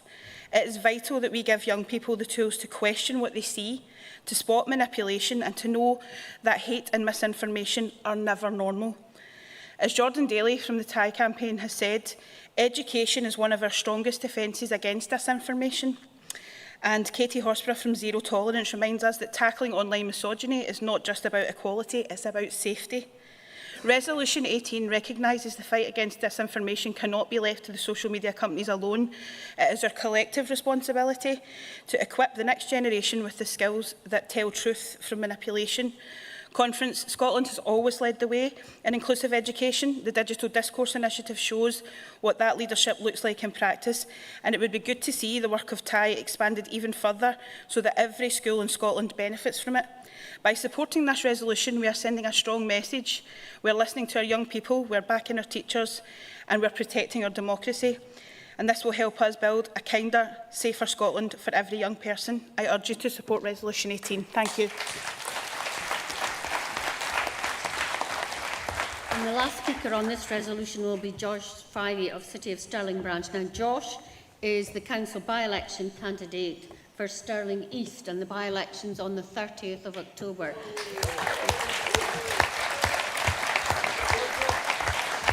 So can you make sure that you go onto the SNP website and see when the canvassing sessions are and the campaigning sessions are, please? Yes, please do. Thank you, Conference. As one of this party's youngest ever candidates, I know all too much about disinformation, particularly online. Also, shameless plug, yes, we do have a by-election on the 30th of October in Stirling. If we win this, we can kick Labour and the Tories out and finally take control of Stirling Council.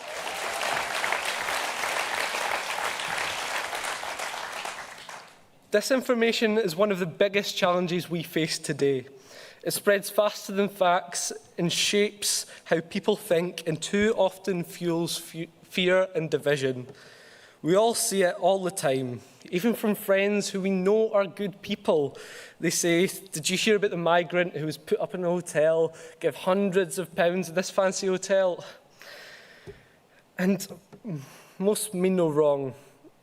But we know they've been fed false information by bad actors like Tommy Robinson.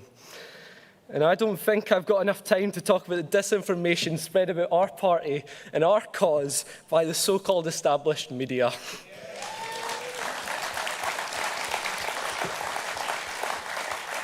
Stories like that spread online because they provoke emotion, not because they're based on facts. And that is dangerous. Disinformation doesn't just mislead, it erodes trust and turns communities against each other. And it makes it harder to have real conversations about real issues that actually matter. So we all have the responsibility to pause before sharing, to question before believing, and to listen before judging. Because truth should never be optional. It's the foundation of a fair society, the foundation of an independent Scotland that we all want to see. Please support the motion.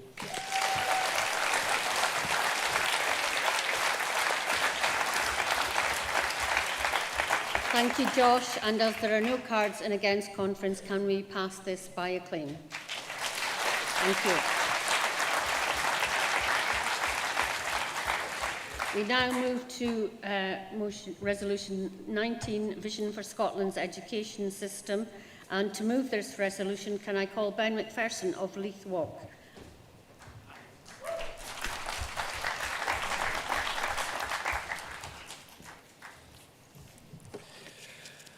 Good afternoon, friends, fellow delegates. First of all, I want to send the best wishes of Jenny Gilruth, our Cabinet Secretary.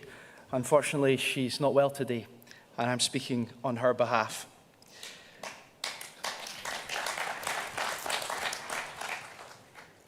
Since being recently appointed as Minister for Higher and Further Education, it has been great to start work with Jenny and other colleagues on our continued work and efforts to build an education system for the 21st century.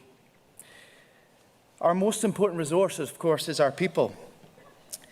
And we have an education system that is outstanding, rooted in the Enlightenment, evolving to meet the needs of technology, to build resilience, to take on challenges, to create capacity, as we've talked about in our last resolution, for example, and to be there to serve our young people in this modern age.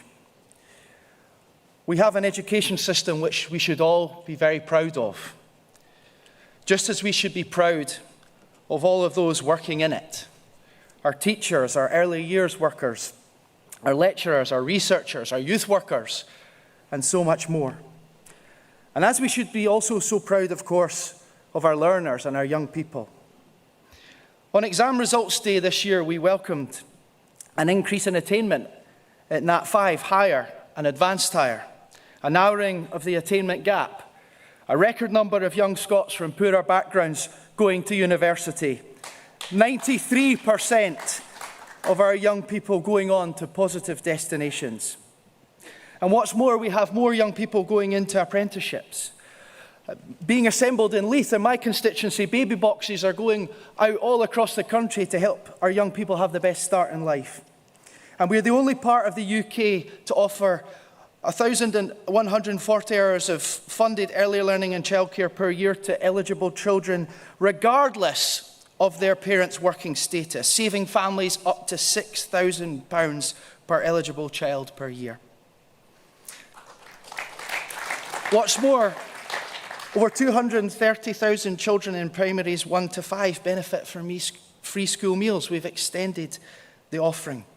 Our child payment and other measures are helping households with the cost of living crisis, which of course has a positive effect on education and learning too. And this week, I was able to help launch an independent report that detailed that our research and innovation in Scotland is remarkably strong. We are absolutely a global leader. Our research and innovation in the country is 3 times more collaborative than the global average and 2 times more collaborative with business than the global average. So that's the connection between our remarkable education system building our economy in the 21st century.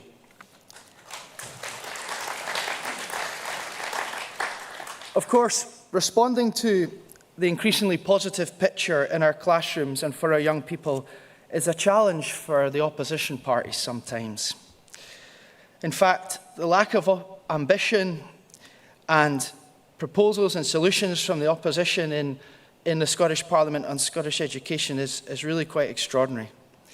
The Tories, for example, and their attempts to out-reform Farage look positively Dickensian sometimes in what they put forward. The Labour Party are quick to criticise, but lacking in ideas. And let us remember the legacy from when they were in charge. Take Public Finance Initiative Schools, for example. This year, Scotland's councils will pay around £555 million towards PFI. That's more than £500 million, which could and should have been available for Scotland's schools. Fellow delegates, there's more to do and there are challenges to meet. But we know under the SNP that self-government works for Scotland. Relative child poverty levels in Scotland are 6% lower than the UK average. Teacher pay in Scotland is higher than anywhere else in the UK. We have the best trained workforce, and our schools spend over £10,000 per pupil, nearly 20% more than England. But we know that while self-government is working in many ways for Scotland's children and young people, we need more than self-government and more powers, the powers of independence, to unleash the full capacity. As I said in my first opportunity to address our conference in 2010, the whole ethos of what we're doing is achieving independence for a purpose. And there is no greater purpose than realising the remarkable potential of our young people and the human creativity and ingenuity in our country. So let us, with this resolution and with our actions in the months ahead and by winning the election to come and by moving forward to independence, let us continue our journey of serving our young people, improving the circumstances of our young people, and through them realising the potential of our nation. Thank you. And support the resolution. And to second the resolution, can I call George Adam, MSP, to be followed by Aileen Munro.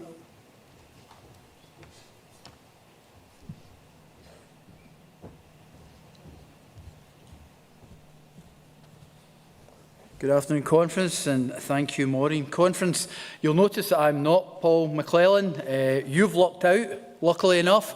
It's a bit like that time you go to the theatre and you say, tonight's main actor will not be, and you all kind of get disappointed. In this case, your quid's in.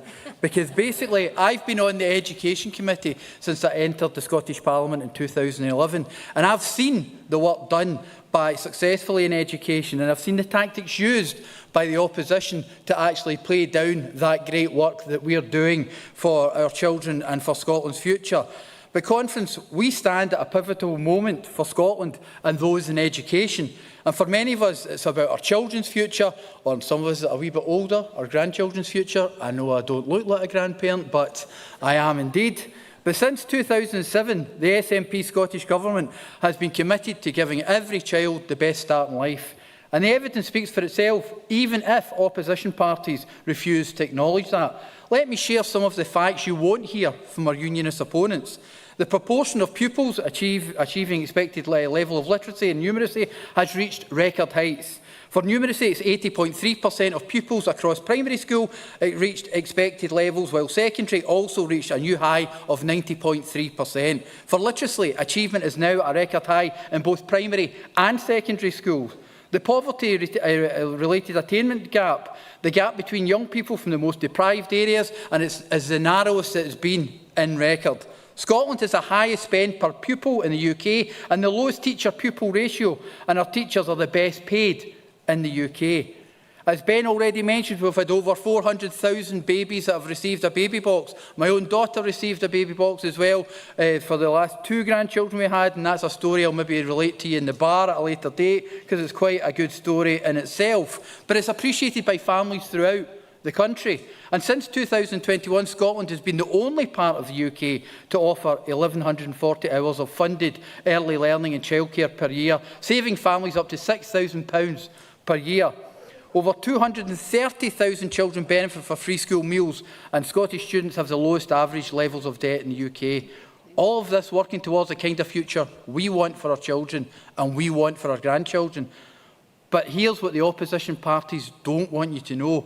We are being held back, Conference. We're held back by a UK that's subject to a broken economic model, limited by Westminster's immigration policy and kept out of the EU against our will. No matter who is in power in Westminster, it is always the same.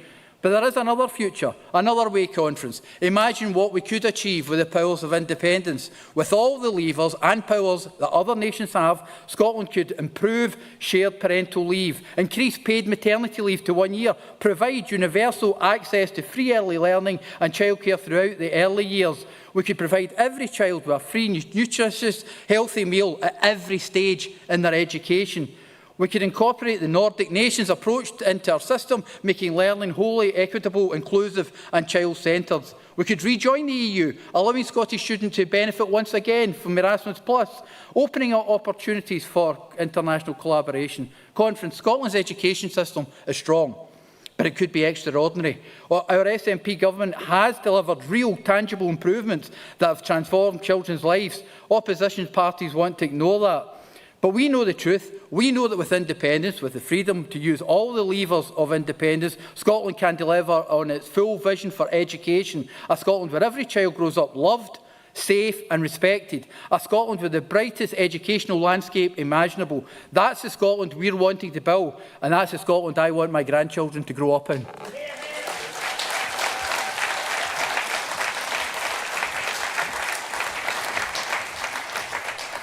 Conference, again, we have got no cards against the resolution, but I would like, as the last speaker on this resolution, to call Ailey Munro. Now, Ailey Munro is a first-time speaker, and she's also recently, within days, been chosen as the candidate for Skye, Lochaber and Badenoch. Welcome, Ailey. Well, good afternoon, Conference. It is a privilege to be here, especially as a first-time speaker. I'm speaking in support of this resolution today, which sets out the kind of Scotland we want to create for our children, young people and our families. Despite the constraints of our current constitutional arrangement, the SNP has consistently delivered increased support for children and young people since we came to power in 2007. As the resolution sets out, our policies are working towards the eradication of child poverty and inequality, giving every child in Scotland the best start in life. To give some personal perspective, I had my first baby when I was 23 and my second when I was 26, and in between, the Scottish Government introduced the baby box. Conference, I cannot tell you what a difference it made for us as parents to receive that box, knowing in a really tangible way how much the Scottish Government cared for us as new parents and for our baby as well. As set out in the resolution and in Ben and George's remarks today, it's only with the full fiscal and legislative powers of independence that we can actually realise our positive vision for Scotland's children and young people. Access to affordable childcare for under threes is very difficult at present, especially in rural areas, due to a combination of factors, many of which are the results of poor policy decisions at Westminster. from immigration to energy costs, employer national insurance contributions, inflation, I could go on. When our eldest began attending nursery, it cost us £52 a day. 6 years on, it costs £90 a day. And wages have not gone up that much, unfortunately. As Ben and George said, Scotland is the only country in the UK to ensure that every 3 to 4-year-old can access high-quality, funded early years education, combating inequality. But with the full powers of independence, we would be able to invest more heavily in our young children and their parents, following the approach of Nordic countries, both to parental leave and our wider education system. Proposals were recently set out by national charity, Pregnant Then Screwed, to overhaul Scotland's early years education offering to better support parents. But these proposals would require an extra £2 billion in spending every single year, as well as a huge increase in staff. When the Scottish Government doesn't know what its budget will be from year to year, with the decision taken by someone else down in London, it remains very challenging indeed to make the changes we would like to see, from better childcare access to increased SEN support in schools, to re-establishing freedom of movement across Europe for our students, and the rest of us too. Conference, this is one of the many reasons that we need our independence, and we need it now, and I urge you to support the motion. Thank you.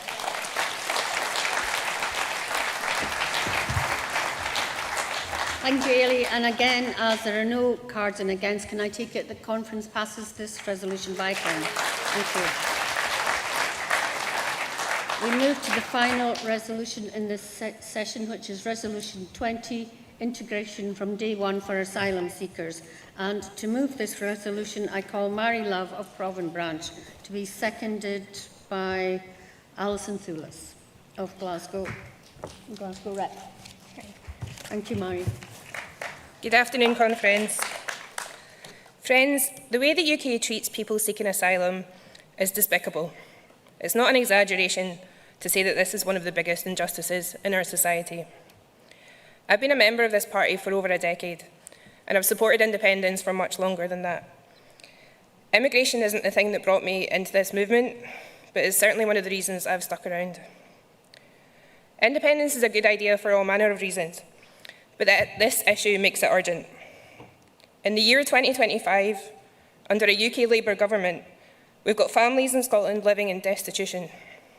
Not poverty, not extreme poverty, destitution. Conference, this isn't a bug in the asylum system, it's a feature of it. According to the UK government, the driving principle is to prevent integration until it's decided whether people have a successful asylum claim or not.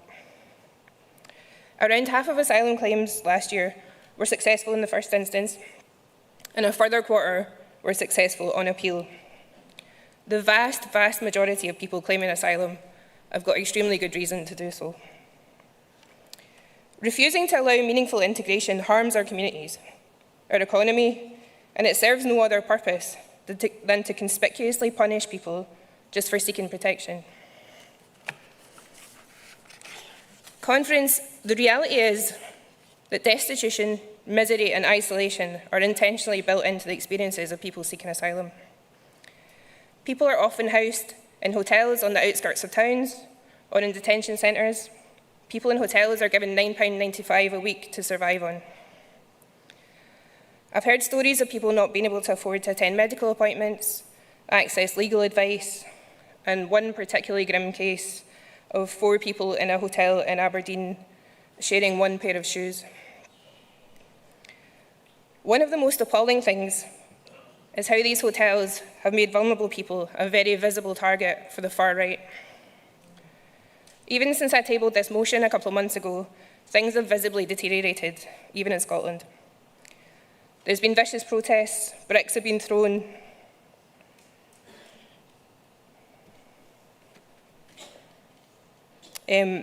signs have been held up inciting violence.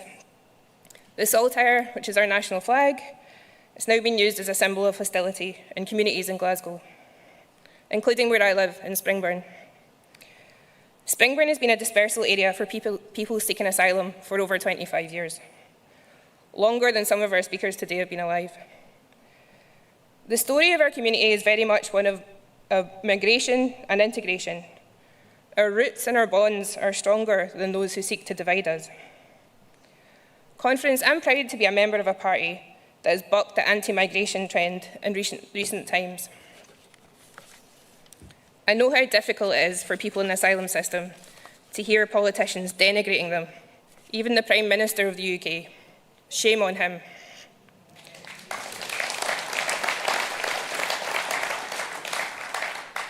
And I know how appreciated it is to hear the positive language surrounding migration from our SNP Scottish Government. The flagship policy for people seeking protection is the new Scots Refugee Integration Strategy, in partnership with COSLA and the Scottish Refugee Council. New Scots sets out a vision for meaningful integration as well as humanitarian protection. It shows us what's possible when leadership, policy and community spirit all pull in the same direction. The underpinning principle of New Scots is a simple but extremely important one: integration from day one of arrival.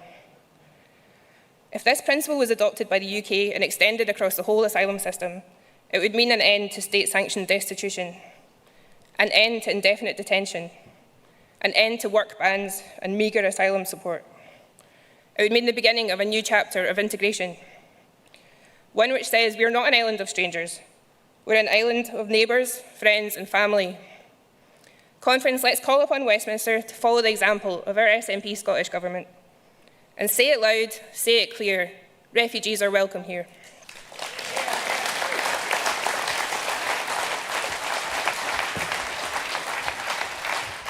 Conference, we're fortunate to have Mary propose that resolution, as she's policy officer at the Scottish Refugee Council and spoke with such passion, as I'm sure our seconder of the resolution, Alison Thulis, will.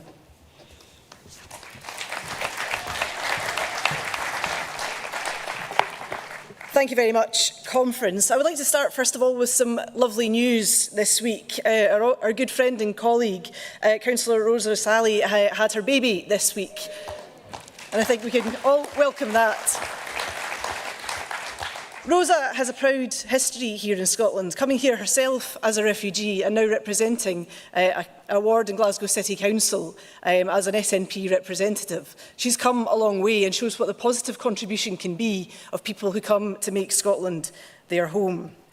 Conference, I thought I'd seen the worst of the debate about the rights of asylum seekers and refugees in the depths of the Rwanda bill. Unfortunately, I was wrong. The Tories may have left office, but Labour have allowed Nigel Farage and Reform to set the agenda, and they have completely failed to set out an alternative course of their own. The rhetoric has become tougher, harsher, crueler. And in all of this, the stories of the people in the middle of this maelstrom have been lost. Their voices unheard and completely dehumanised by politicians and media alike. It's little wonder then that this is then spreading into our communities. Conference, I've had the real privilege of listening to the voices of asylum seekers and refugees over the years. Young boys alone in a country so far from what they knew. Families clinging to one another as they sought to navigate a system designed to break them. A father in tears about the son he had been forced to leave behind, a matter of days too late to qualify for family reunion.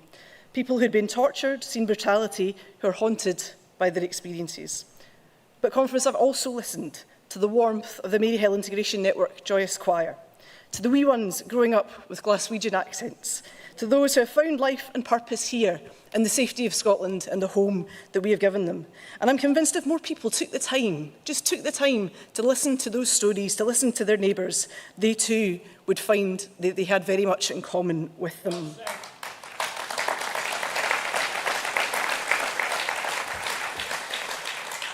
We know the far right have always been adept at twisting a narrative for their own ends, setting us against one another, and that the algorithms that now govern our lives spread these lies far and wide before the truth gets a look in. So now more than ever, Conference, I believe that we all need to step up. The community activists, the parents at the school gates, the folk who run the knit and natter, every single one of us here in this room, we have a responsibility. Because we know what the truth is, and we can share the facts with our loved ones, because we all hear people, don't we, who say something and you go, well, that's not quite right. We can arm ourselves with the facts, colleagues. We can spread the truth out there in the groups that we are in and the conversations that we have. And I believe that more than ever we have a responsibility to do so, to make sure that those who have come to our shores, for whatever reason they have come here, feel welcome. Because if we want integration to start at day one, that counts on all of us as well to reach out that hand of friendship. Thank you, Conference.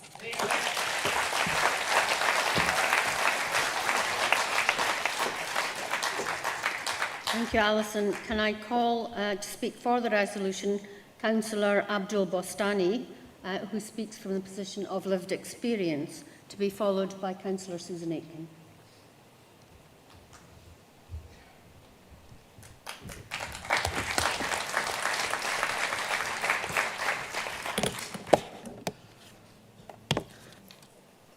Conference, I raise to support this motion because I know that what integration from day one mean. When I arrived in Scotland as an asylum seeker at 18, I came alone, no English, no family, no certainty, but I found something powerful, a community that opened its door for the very first day. That welcome changed my life. It turned fear into hope and isolation into belonging. This is what the new Scottish strategy is all about. Not waiting years for decision, but helping people rebuild their lives from the very moment they arrived. It is a model prized by United Nations and admired across Europe because it works. In Scotland, we know that dignity and contribution go hand in hand. When people are allowed to work, learn English, and be part of their communities, everyone benefits. Integration from day one isn't a charity. It is a common sense and a shared humanity.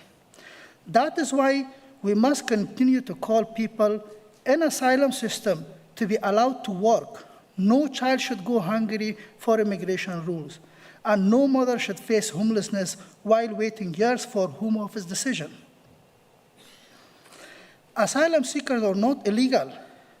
As recognized under Article 31 of the 1951 Refugee Convention, which protects individuals who enter a country irregularly while seeking safety from persecution.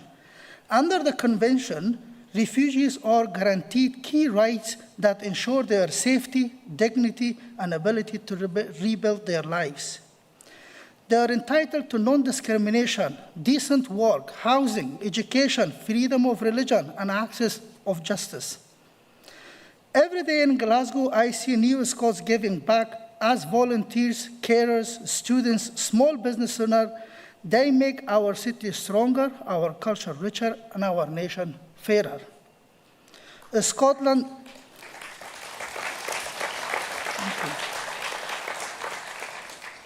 Conference, let's send a clear message. Scotland will never turn its back on those seeking safety.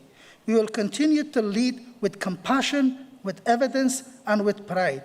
Let's defend the principle that defines New Scot approach, integration from day one, for everyone. Thank you.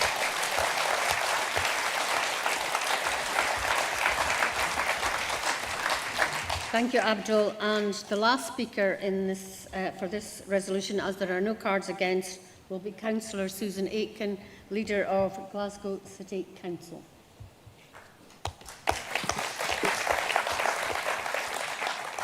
Thank you very much, Convener. Good afternoon, Conference, and thank you to the movers of this motion and to my friend and colleague, Councillor Abdul Bastani, who is an exemplar of how asylum seekers and refugees are contributing to Scottish society.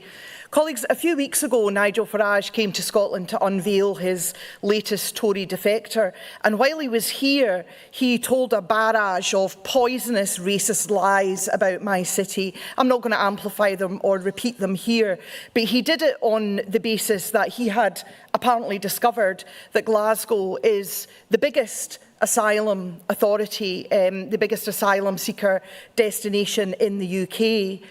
But that's not new information, colleagues. We have been For many years, in fact, Glasgow has made a disproportionate contribution to the UK as a city of sanctuary, as a city of giving support and welcome to people fleeing their own countries. And I am extremely proud of that, colleagues, extremely proud of it. It is not a bad thing.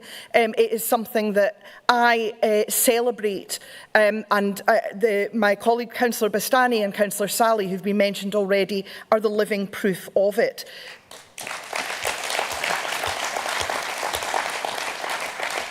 Because we're not only the biggest asylum city, we're the most successful. And what that success looks like is integration, ensuring that asylum seekers and refugees can become part of their receiving communities and vice versa, through our schools, through community and cultural networks, through helping people to learn English and be ready for work. Glasgow has been described by Sabir Sazai, the director of the Scottish Refugee Council, himself a refugee from Afghanistan, as a beacon of integration. But it's not easy, colleagues. When we in the SNP say that the UK asylum system is failing, that's not about the numbers of people who are arriving here. What we mean is that the asylum system run by successive UK governments actually sets out to prevent integration, to put as many barriers in the way as possible. And it makes no sense. It makes no sense because if we embrace newcomers to our country as a positive rather than a threat, then we have so much to gain. The vibrancy and diversity that we celebrate in modern Scotland is in no small part down to Glasgow being a sanctuary city for over 25 years. You can now eat a wider range of international cuisines in Glasgow than in any other city in these islands outside London.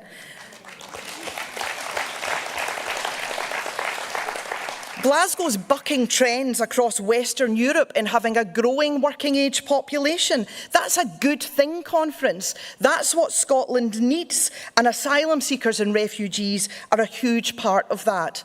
No one wants to be forced to flee their own country, but if they have to, they do want to be able to make a good life for themselves and their children, to be part of a community, to support themselves and to make a contribution. That's what integration from day one means. That's what it's all about, and it should be a gold standard that every country should aspire to. Please support the motion, Conference.